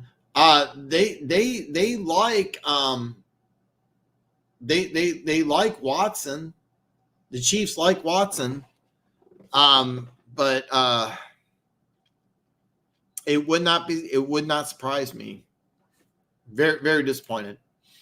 Should have got a receiver at the deadline. Dan had too much faith. I did have a lot of faith in receivers, but the Chiefs' plan is to go with young receivers. I really don't think that there may be a free agent signing, but it's not going to be a big one. They may sign somebody, but it's not going to be a big one. It's not going to be a big free agent signing. So Patrick Mahomes is going to take over here. It's up by 10, 8:24 left, and this is what we're going to do. This is what we're going to do. If Deshaun Watson stayed healthy, the Browns may be the team to beat. They may be the team to beat. Oh my God, tied 16, 3 minutes left. I know there's no A-Rod, but there has to be a better option. Zach, they second overall pick in the draft. Look at what he did last week. I mean, he last week in the second half of the game against the Texans, he looked like a budding superstar, and he just shits himself today. I don't know. I literally don't know. Wish I did. I have no idea. Green Bay with a turnover. Tampa Bay 14-point lead. 4 minutes left. One timeout for the Pack. That's not good for the Pack. Can you imagine after they beat Kansas City, they really thought that they were going to be in a position to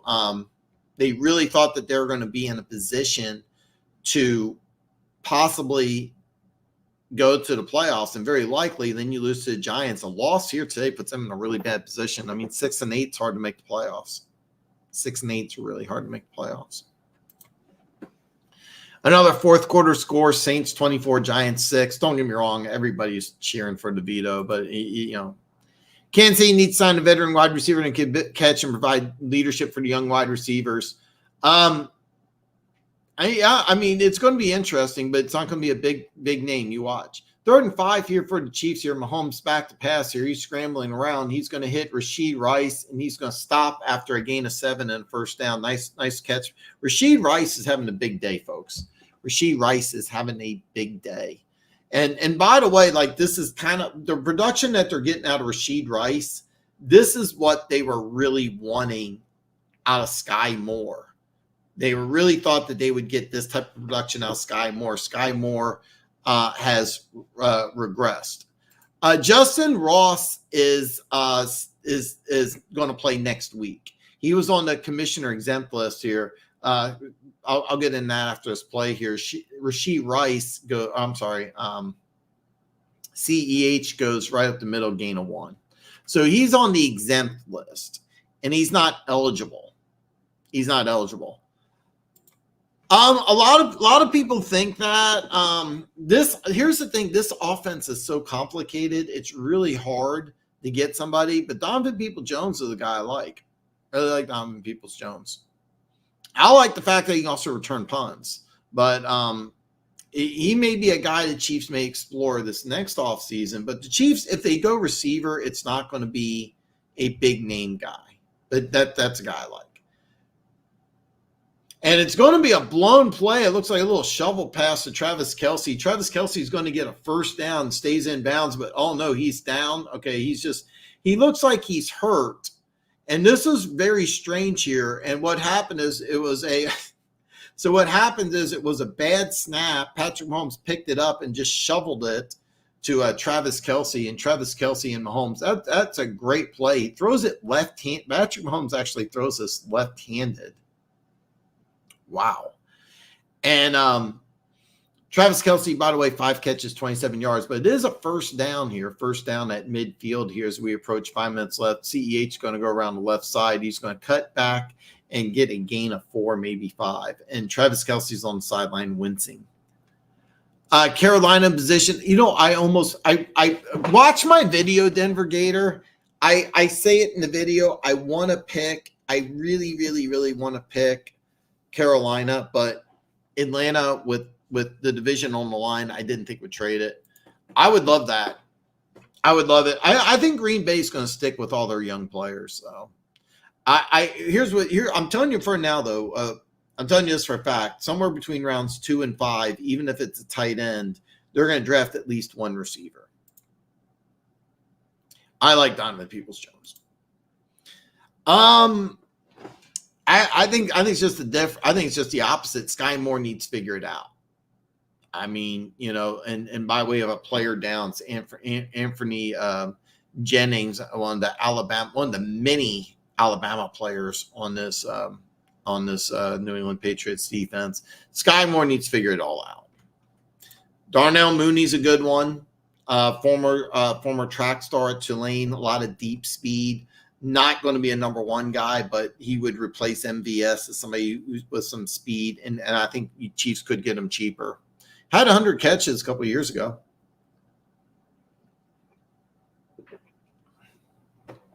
2nd and 6 for the Kansas City Chiefs here as Patrick Mahomes goes under center here. It's going to be Noah Gray's lined up as a fullback in a 3-point stance here. And it's going to be CEH in an old school I formation here. As Patrick Mahomes is going to let the play clock go down to around 5. CEH is going to get the handoff and get tackled behind the line of scrimmage. Christian Barmore's having a pretty good game here. He gets CEH for a loss of 2. So it's going to be 3rd and 8. And what's going to happen is the play clock, or the New England Patriots are going to call their first timeout. 4:18 left in the game. The only issue I have with KJ Osborne is I see him drop a lot of passes. Big, strong, fast, like really good after the catch. Drops a lot of passes, man. But the guy I like also. But I mean, he drops a lot of passes, so I don't like him in Kansas City. Another fourth quarter score. It's tied 16-16, Tennessee, Houston. This could get interesting. Chicago 17, Cleveland 10. 3rd and 8 here as New England used its timeouts here. It's going to be Kadarius Toney at the top of the formation, trips to the bottom here. Gerald McKinnon's to Patrick Mahomes left. Patrick Mahomes is going to go back to passer. He's got pressure, and he's going to be sacked. Mack Wilson, another former Alabama Crimson Tide member, gets a sack here. And Kansas City Chiefs are going to be forced to punt. Gabe Davis would be a lot of fun. I think he's going to be expensive. Chiefs superfan, you have all 3 of them. Funk, I agree 100% with you that Amon-Ra St. Brown would look much better in Chiefs red than Honolulu blue. Yeah, I know you've been saying that for a while, and I know you're not a fan of the Sun God, as One Pride says.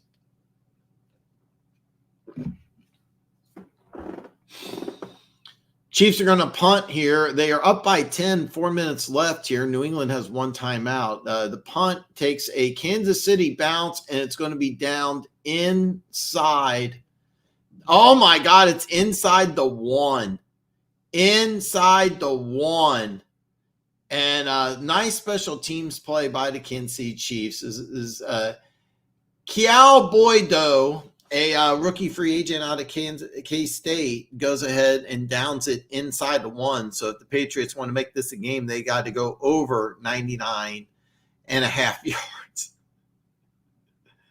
You got to go over 99.5.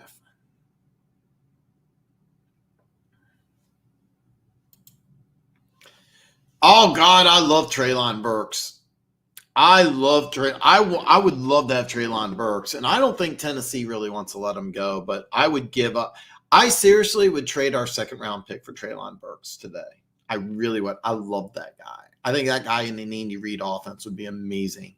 I'm going to let you know right now, Tennessee won't get him up.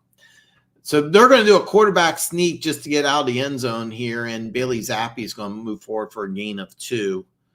Bailey Zappi is going to move forward for a gain of 2 as New England's not really in a rush, as they know that what they'll have to do is off the score and get an onside kick. So Panthers with the why didn't I wanted to?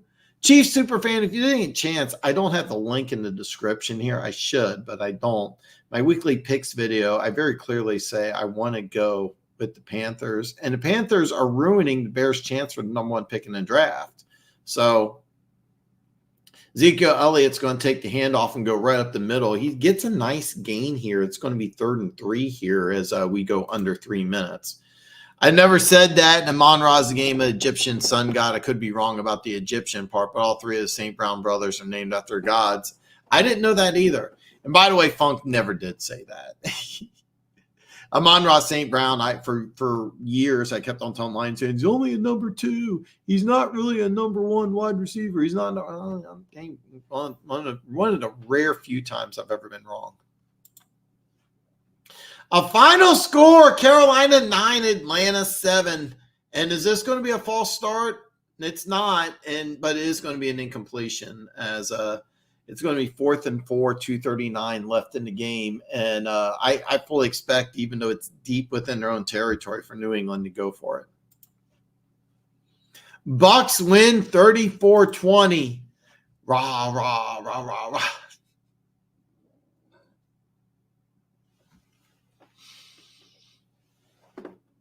Man. Okay, this is basically ball game here.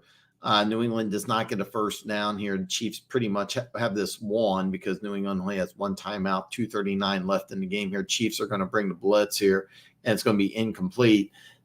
Chiefs are going to get the ball at the New England 7. New England with only one timeout left. This is ball game, basically. So the Chiefs get the win. As you recall at the beginning of the show, I said that they would not cover 10.5. Well, there's a very good chance they do cover 10.5. So the Falcons need to go all in for a quarterback in the draft, free agent, or trade. I agree completely, Perry. And it'll be interesting to see what the Falcons do. I think that this loss, and keep in mind with both Tampa Bay and the Saints winning, both those teams are one game up. If I'm correct, Tampa Bay plays Atlanta the final game of the season.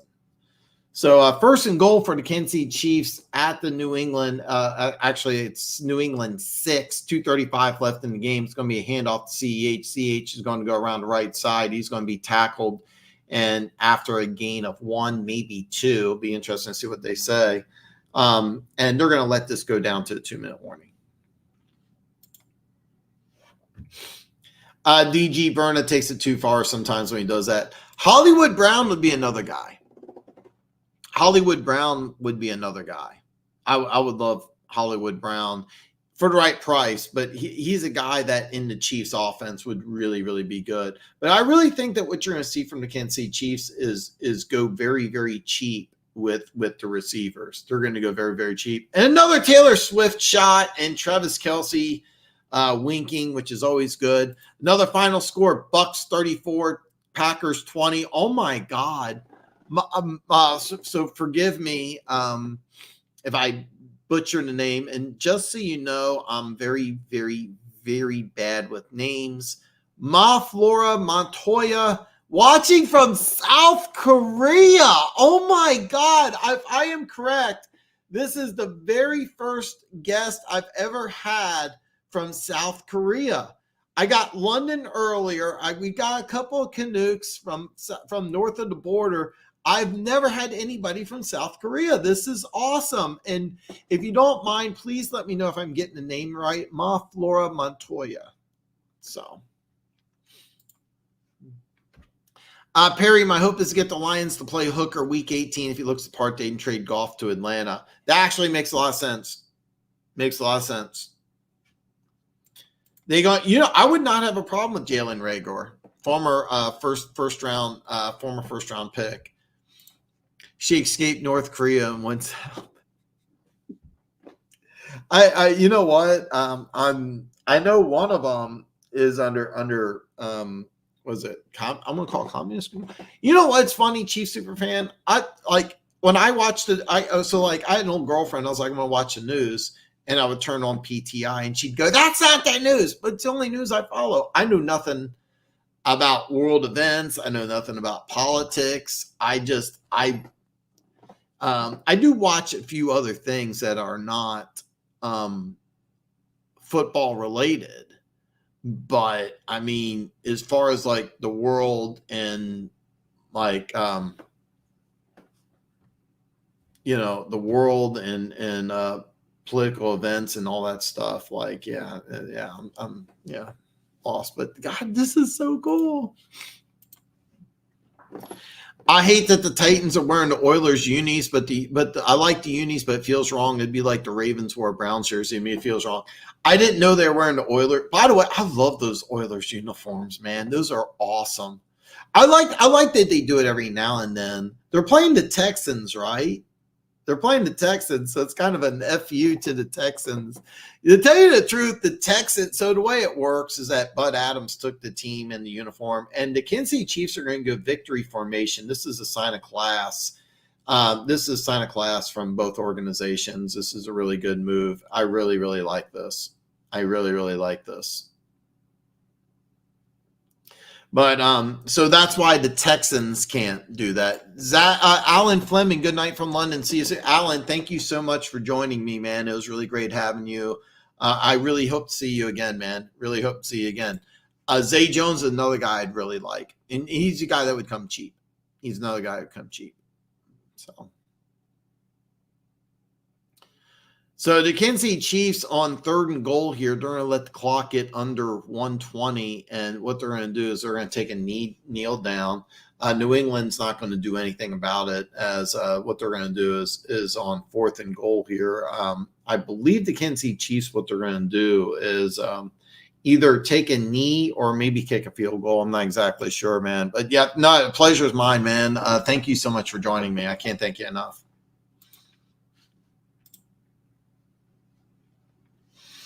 I got some starred comments that I'm going to go over before I end the live stream. If you guys want to talk for a little bit, I'm game for that. But I'm here basically. What the Chiefs are going to do is take the clock to under 40 seconds, and then Patrick Mahomes is actually going to take a knee. So what happened is because he took a knee, there's 35 seconds left in the game. For those of you who are wondering if there's a point spread thing, maybe, because the line's 10.5. The line, all I'm saying is that it's a 10-point game. The line was 10.5. That's all I'm saying. That's all I'm saying. And Taylor Swift, we can't get enough of Taylor Swift. Perry loves Taylor Swift, so God knows Taylor Swift to go away. I don't understand what Travis Casey's in her. He can get better looking woman. She's a 6 at. I love this comment. I actually love this comment. And Perry lives. I have to visit Vancouver someday because there's few women I follow on social media from Vancouver, and they are just beautiful. The Patriots are going to just run out the clock. They're going to run a draw play, and that's going to be it. Looks players are going to shake hands. Bill Belichick's going to walk out on the field. Class act from both organizations. Good job, New England Patriots. With the Carolina win, the number 1 pick is up for grabs, but it's still the number 1 pick is still in firm control of the Chicago Bears, which own the Carolina Panthers' first pick in the draft. I love this. This is just fantastic. I think New York Giants need to go O-line and build and protect the quarterback. Remember, they drafted Evan Neal 2 years ago, the 7th overall pick in the draft. And when you have the 7th pick overall in the draft, I'm trying to see if there's another game I can go live on. I cannot. I do not have the NFL Sunday ticket, so I can't get action on any of these other games, or else I would go to that game. But if I could, I would. But bottom line, they've used a lot of draft capital over the last couple of years to really fix the offensive line. Andrew Thomas, when he plays, he's a world-class left tackle. He just hasn't played much, so. Charles has a great comment. What do you think about New England's coach and will Bill be? I hope so. I really, really, really hope so. I really, really, really hope so. And by the way, Perry, the answer is yes. And I want to talk based on a little of this. I'm going to get some of your comments here. Cowboys clinch a spot after Falcons lost. Congratulations to Dallas Cowboys. Yeah, golf is not the answer. I hope Holmes is smart enough to see that. Another final score. It's Kansas City 27, New England 17. Where are the OnlyFans subscribers? I need to get more. I need to build up my OnlyFans. An injury player is useless if he's not on the field. Exactly. You know what? Let's have some fun here if you're interested. I got Bears 17, Browns 10. They're letting the game go live here. It's 3:18 left, 2nd and 4 here. The Browns are driving. The Browns tie this up. We got overtime. This is a huge game for the Cleveland Browns as they are 8-5. A loss here puts them at 8-6 and puts their playoff life at jeopardy. If they win and go 9-5, they're almost a lock to make the playoffs at 9-5. Flacco play action pass. He's going to throw deep. It's Amari Cooper. He catches the ball. He's tight runs. Touchdown, Amari Cooper. Touchdown, Browns. It's 17-16. Knicks, an extra point is coming up. This game is tied. I know my boy Tim, if he's watching, he's a big-time Brownie fan. Big-time Brownie fan. A touchdown pass, a 59-yard touchdown by Flacco to Amari Cooper. 17-16, extra point pending, 3:08 left in the fourth. Bonus coverage, why not? Shower fans. You know what, Charles? Let's have some fun, man. Let's stay on the game. They're going to show it live. I'm going to show it live. Let's do it here. I may be behind you. I got 17-16, so I'm a little bit behind here.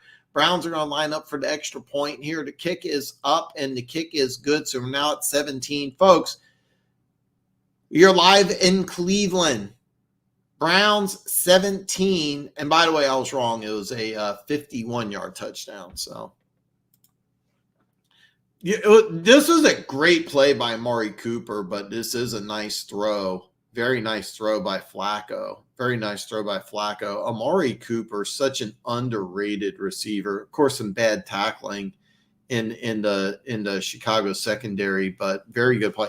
Amari Cooper, one of the most underrated wide receivers in the NFL. A legitimate number one who doesn't get enough credit, does everything right. Does everything right. I love Amari Cooper. They just tied it up. They just tied up. Titans. If I had access to that game, I would rather watch that one. Just where I'm located, I got Bears, Browns. But if I had access to that, I would call that. I would call that if it was available. Stand by. I'm going to go to the red zone, and let me see here. I think I'm live.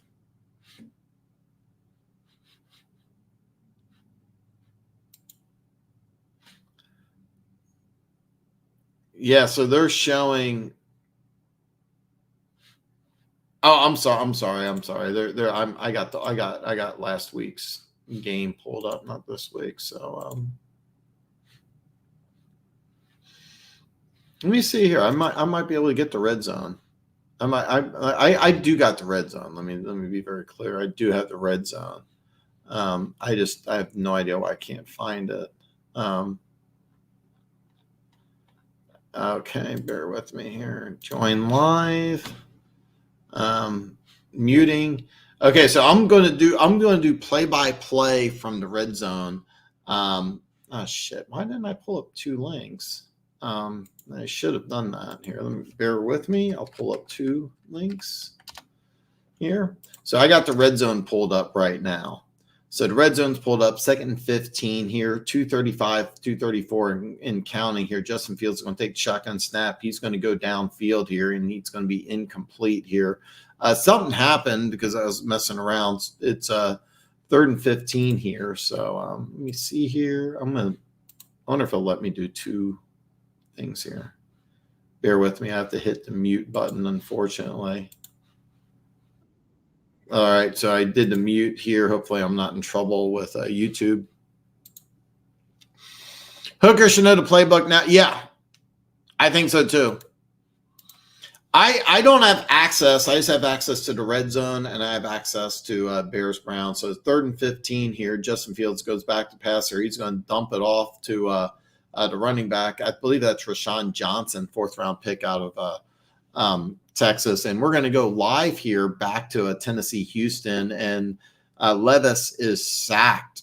He's sacked, and he's sacked by Greenard. I believe that's his 10th sack of the season, unless he had a few more in this game. By the way, it's 9:43. Overtime just started. And, oh, God, yeah, they are. The Houston uniforms look fantastic. The Houston uniforms look fantastic. I'm a fan. I'm a fan of the old school Oilers uniforms. Very disrespectful wearing them in Houston. Or is it? No, I'm sorry. The game's in Tennessee. No, it's not disrespectful, man. I got YouTube TV. It's kind of goofy. I got YouTube TV. It's going to be a handoff here as we go back to the Houston Texans game. It's a 2nd and 12 handoff right up the middle. I believe it wasn't Derrick Henry. It was the backup running back. Sparks, 3rd-round pick out of Tulane. I really like that kid, by the way. Really like that kid. But it's going to be 3rd and long for the Tennessee Titans. Tennessee Titans really don't need the game. The Houston Texans, with a win, stay in that playoff fight. So, yeah, YouTube TV is a little weird, man. I mean, technically I do, but they got it. The way it works is that they only play one game if the Chiefs play. So if the Chiefs play, we can't go to another game. And that just changed a couple of years ago. but I do got YouTube TV. And let me see what happened here. I missed it. Levis got a first down somehow here. Levis to Chris Moore. Oh my God, this was amazing. He was one-on-one, just jump ball from Desmond King. Desmond King signed by Houston recently. So nice play by the Tennessee Titans. Nice throw by Levis. Denver Gators a huge fan of Will Levis. 1st and 10, Tennessee Titans at their own 48-yard line. It's going to be Derrick Henry, and he's going to be stopped behind the line of scrimmage here. He's going to lose 4, it looks like here. Collins looked like he ran unblocked into Tennessee Titans backfield. They're going to say it's a loss of 3 here. And he just like went right through the offensive line. I mean, this is some bad blocking. That's not on Derrick Henry at all. I mean, all you do is just, go back there. Levis in shotgun formation, 2nd and 13 at his own 45-yard line here. I believe that Speaks is in the background here, or in the backfield here, and he's going to be sacked. And it's kind of a jailbreak here. It was Jerry Hughes, and I believe that's Greenard again. Greenard's having a day, folks. Greenard's having a day. And by the way, for Cleveland, Chicago is punting the ball with 2 minutes left. It's going to take a Bears bounce. And what a great punt. It's going to go out of bounds at the 21-yard line, but 150 left in the game. I believe Cleveland has all 3 timeouts. Tennessee, Houston, it's 3rd and 20 here. They're going to just try to do something here. Levis is going to go deep. And DeAndre Hopkins tied up with, I believe that's Steven Nelson, incompletion here. Hopkins looks really mad. He wants a flag. He's not going to get it. So the Houston Texans, because they're wearing, I'm sorry, the Tennessee Titans. It's throwing me off because the Tennessee Titans are wearing the old school Houston Oilers uniforms, which I love the Oilers uniforms. These are fantastic. We're going to go back here. I got the game on. I got the red zone now on, so they're going to flip back here to Flacco. Flacco is going to go back to pass here. Wide open, David Njoku. He's going to try to hurdle at midfield. This is a huge gain. This had to be a blown coverage here. That was a 25-yard pass play. Cleveland has all 3 timeouts, so this had to be a blown coverage here. And it was, looks like Stevenson, the rookie corner out of Miami, who followed the receiver instead of taking Njoku, and Stevenson helps push out another former Miami Hurricane. But Stevenson, I'll bet money Stevenson missed that here. So it's going to be 1st and 10 for the Browns here at Chicago 48. Little dart and dropped by Amari Cooper. I was just praising Amari Cooper, and he just drops at 139 left in regulation. There is a flag, and Bears players are pointing back towards the Browns here. It's going to be Case Keenum back to pass, and he's going down, and he's going down hard. And I can't see who the Oilers player is. That was Davidson, and that was a vicious takedown. That was a vicious takedown. You do not. He's a backup quarterback, man. You never want to see a quarterback get hit like that. That was just, and now, by the way, that's not. I mean, the right tackle gave up the sack, but bottom line, in that type of situation, you have a backup quarterback. You need more quick rhythm throwing, not 5-step drop. That was a bad play call. Flacco throws it quick and almost picked off by Stevenson. Stevenson was one-on-one against Amari Cooper. Case Keenum back to pass here, 2nd and 18, throws a screen pass. That's what he should have ran on first down. Instead, 3-yard loss here on the screen. So it's going to be 3rd down and 21 as we go under 5:30 left in overtime between Houston and Tennessee. This could very easily be a tie. Flacco, 26 out of 41, 340, 2 touchdowns, 3 interceptions as he looks at 2nd and 15 from his own 47. He's going to take a quick snap here, setting up the screen. The Bears read this perfectly. They not only got pressure on Flacco. They read the screen to Jerome Ford. He's going to be tackled. Right at the line of scrimmage, maybe a loss of 1.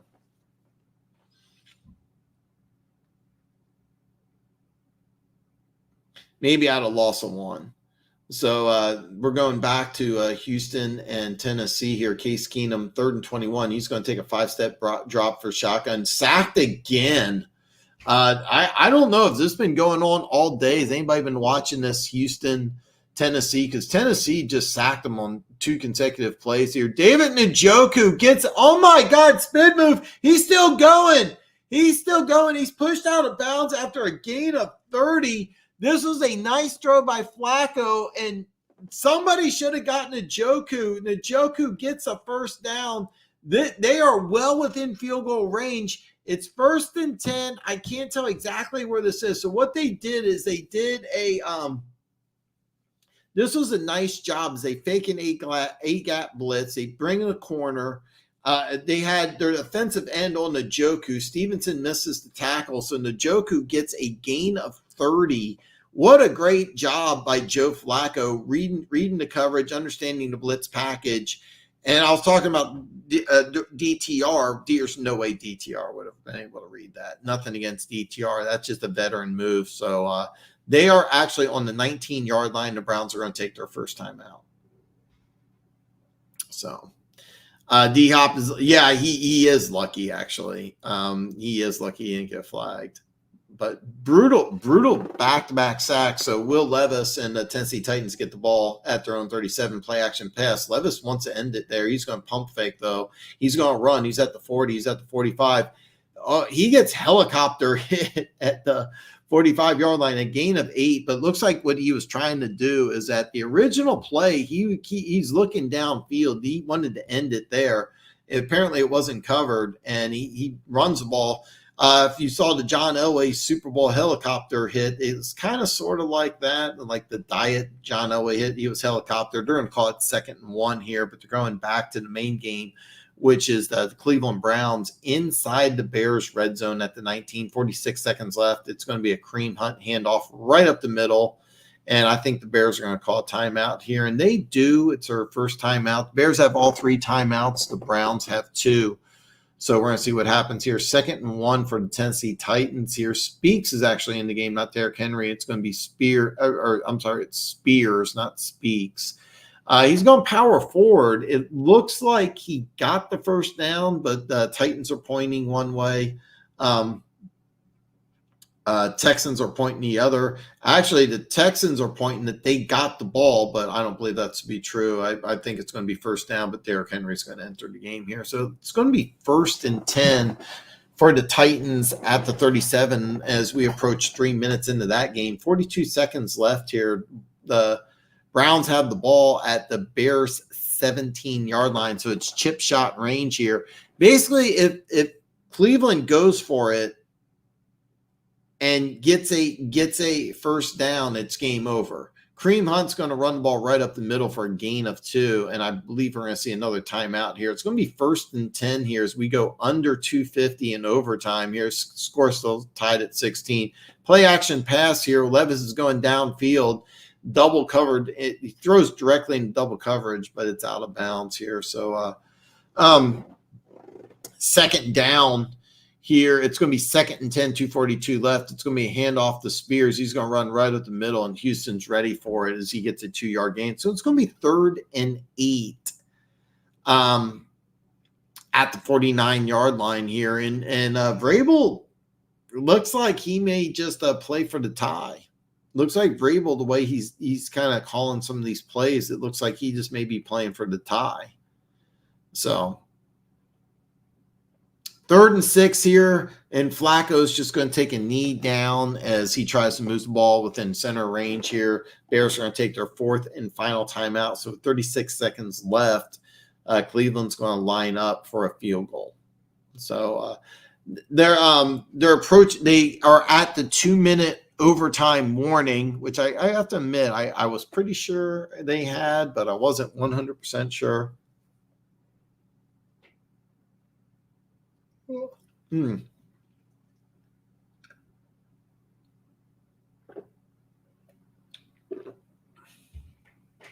So that at the 2-minute warning, it'll be 3rd and 8.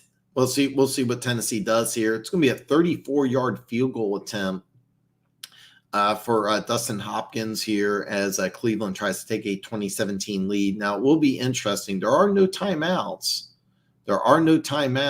But you still have 36 seconds left. So we're going to see what happens here. The Cleveland Browns kick. Hopkins up, and the kick is good. 32 seconds left in the game. We got Browns 20, Bears 17, and Browns fans are really excited. Browns fans are very, very excited, and they should be. Flacco made some big plays late in the game, and that's where we're at. Red zone's going Arizona to San Francisco. What did I say earlier? Anytime you're a home big favorite, that's a trap game. And right now, Connor powers forward in for the touchdown. So with 10:40 left in the first quarter, Cardinals are up 7-0. We got the Rams going against Washington. The Rams are inside the 5 here. It's going to be 3rd and goal here, and Matthew Stafford goes down. So I imagine that we'll see a field goal here. 3rd and 8 here, 2-minute warning in overtime between the Texans and Titans here. Will Levis taking the shotgun snap here, and it was a corner blitz, and he's bent down awkwardly. He's still down. He's moving around. Desmond King's running with the ball, but he's not going to get that. Will Levis still on the ground. He got hit hard. Matter of fact, Will Levis is staying down. He got bent backwards. That's a brutal, brutal hit. He got bent backwards. That is not a good hit. He's staying down with 1:49 left in overtime, 4th and 15. I would fully expect the Tennessee Titans to punt the ball, play for the tie at this point. But Will Levis is down. He's been down for about a minute or two. He got bent down awkwardly. It was real bad takedown. We'll have to see what happens here. Besides Broncos hurting himself, I never thought I'd say the Lions and the Browns would beat us into the playoffs. That's what we're looking at. And I'm going to go back because I do have access to the Bears-Browns game. So I'm going to click off the red zone here. We'll see if Justin Fields can make some magic happen. It's 1st and 10 at the 25-yard line here, and he's going to throw the ball downfield. And, I was going to say it was the rookie out of Cincinnati, and I forgot his name, number 13. Oh, God, it was a tough one because he would have caught the ball at midfield. Now, keep in mind the clock would have kept going, but you're halfway there. I mean, you're actually more than halfway there. And if he holds on to this, it was right at midfield. That's a nice throw by Justin Watson. I didn't like the play call originally, but it looks like it would have worked. So, yeah, he's still down. That's a bad hit. He was bent down. He got bent backwards. It did not look good. That's why I'm going back to the game here with 25 seconds left. I believe it's Jake Scott. I know he's a 4th-round pick out of Cincinnati. It was funny because he was one of the handful of guys that people thought would break the 40 record, but he ran a 4.4. Disappointing for him. But a former track guy, lots of speed. But now keep in mind, if he catches that at midfield, Chicago has to run up, spike the ball, and they probably have like 15 seconds left. But then you only need a handful of yards at that point, and that's what you're looking at. So they're on a commercial break in that game. I'm going to turn back on to red zone. Levis is walking off the field very gingerly. He's entering inside the medical tent. I do not, even if Tennessee gets the ball back, I would be beyond shocked if he comes back to this game because there's 1:43 left. Case Keenum's going to take over for the Houston Texans here. Houston Texans do have both timeouts. They get the ball to 20 here, so this looks like it was punted out of the end zone here. There's pressure here. Keenan's going to scramble. He's going to throw the ball. Oh, my God. It's Singletary. He's at the 40. Oh, my God. 40-yard pass, Devin Singletary. The Houston Texans are now in field goal range. As we go back to Chicago and Cleveland here, 25 seconds left here. It's trips at the top of the screen here. Cole Kmet to the bottom here. Justin Fields going to go back to pass here. He's going to fire, and he's going to catch Darnell Mooney. Darnell Mooney shakes free, goes up this. I'm sorry, that was Jake Scott, not Darnell Mooney. I'm not sure anybody touched him.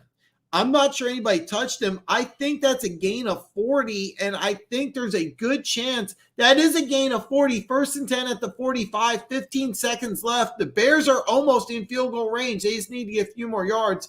This is thrown out of bounds, and it's going to be incomplete, and that might have ruined things. What Justin Fields should have done is that when he should have got rid of the ball just a second early, and it may sound like minuscule, but the difference here is between 10 and he could have had 11 or 12 seconds left, because what he needs to do is get about 10 yards here. And the Cleveland Browns are going to call a timeout. 2nd and 5 here as Devin Singletary. He's going to run the ball. He's going to get the first down. He's going to break free. He's at 15. He's at 10. He's at 5. It's game over in Tennessee. Devin Singletary wins the game for the Houston Texans. I don't believe it. Mike Vrabel doesn't believe it. Touchdown, Devin Singletary. He has the 40-yard reception. Then he has a 5-yard run. Then he got caught. Then he runs for the touchdown, and there's a flag. Oh, no. Oh, no. Oh, wow. Oh, God. Oh, man. Whoa, boy. Oh, man. Wow. Talk about taking the wind out of the sails. That was a touchdown. It is going to be called back. And I'm going to level with you, man. I think that we're going to see a tie here in Tennessee. Oh, man. Wow. Yeah, we're going to see a tie. 10 seconds left here. Justin Fields trips to the bottom of the formation. One receiver to the top. Justin Fields, he's going to scramble around. Why? I don't know. And he's going to throw the ball about. These are two terrible plays. Jake Scott, your rookie 4th-round pick, makes a phenomenal play, and you back it up with two asinine bad plays. It's going to be a handoff to Devin Singletary. He's going to be tackled behind the line. It looks like Houston's going to try for what looks like to be a 54, maybe 55-yard field goal. 3rd and 10, 5 seconds left, and this is just I cannot emphasize how bad the last two calls. You had 15 seconds left and two terrible calls. And now you're lining up 2 to the top, 3 to the bottom here. Justin Fields, they're going to throw a Hail Mary here, not even try for her. So Justin Fields is going to throw the ball. He launches it up in the back of the end zone, out of the end zone. And, oh, my God, they're going to intercept it. And, so what happened here is it was bobbled. Darnell Mooney falls down in the end zone. The ball bounces off the 11, goes into a Cleveland Browns player, and it's intercepted. But Darnell Mooney came very close to what happened is that Cole Kmet got his hands on the ball. It was swatted out of his hands. Darnell Mooney was on the ground, caught it, but couldn't hang on. Then he kicked it, which ended up going into the Cleveland Browns' hands. So the Cleveland Browns will hold on for the win. So the Cleveland Browns get a 2017 victory as some really, really, really, really terrible play calling by the Chicago Bears offensive coaching staff. Just terrible. Yeah, Mooney had it. Yeah. That looks like it's going to be a fun one. So I'm going to stay here just for a minute longer than I'm going to go ahead and exit here. But if anybody's got any final thoughts, questions, comments, concerns, anything like that, San Francisco and Arizona did get tied up at 7. Perry, who had a great question here, if Lamar makes it to the Super Bowl, do you think he can win it? If he gets in the dance, he's the scariest player on the field. and you have no idea what he can do. But in one game, if Lamar gets there, he is the scariest player. Houston's going to line up for a 54-yard field goal here. The kick is up, and it's good. The Houston Texans come back in the final play of overtime and win 19-16. What a big win for the Houston Texans with a backup quarterback. They go into Tennessee, and they win 19-16. Wow. And that's going to wow, what a great week. I can't wait for Tuesday. Tuesday is going to be a fantastic show. I'm not sure who's going to make it or who can't. I do want to go over the playoff picture real fast. As of today, actually, I apologize. It's not been updated yet because the Houston Texans game has not been updated. All right, so here's the way it works right now. It's not updated, so I don't know what the tiebreakers are off the top of my head. Baltimore plays later. If they win, they have the 1 seed. Miami, after beating the Jets by 800, are 10-4. They have the number 2 seed. Kansas City 9-5. They have the number 3 seed. Jacksonville plays Baltimore tonight. That's going to be a big game. If Jacksonville wins, they put themselves in a really good position for the 1 seed. If Baltimore wins, of course, they'll be 11-3. They'll have the 1 seed. As of right now, the Cleveland Browns with a win. They are 9-5. They are in firm control of the 5 seed. Cincinnati Bengals are 8-6. They hold a tiebreaker over the Colts because they beat the Colts earlier today. The Indianapolis Colts are 8-6. The Houston Texans are 8-6. I believe the Colts beat the Houston Texans earlier. Yeah, you should be. Funk says he's a Bills fan. The NFC playoff picture, the Cowboys and 49ers have clinched. They are both 10-3. The 49ers are playing the Arizona Cardinals. The Dallas Cowboys are going they're going to play here in just a little bit against Buffalo Bills. The Detroit Lions at 10-4 do not have a playoff spot locked, but they have right now a 3-game lead with 4 left to play. If I'm correct, actually, two wins does it. Tampa Bay with a 7-7 record holds the tiebreaker over the Saints, but they still have to play one more game. Minnesota Vikings, the Philadelphia Eagles, of course, at 10-3 hold the 5 seed. The Minnesota Vikings and the Saints are both 7-7.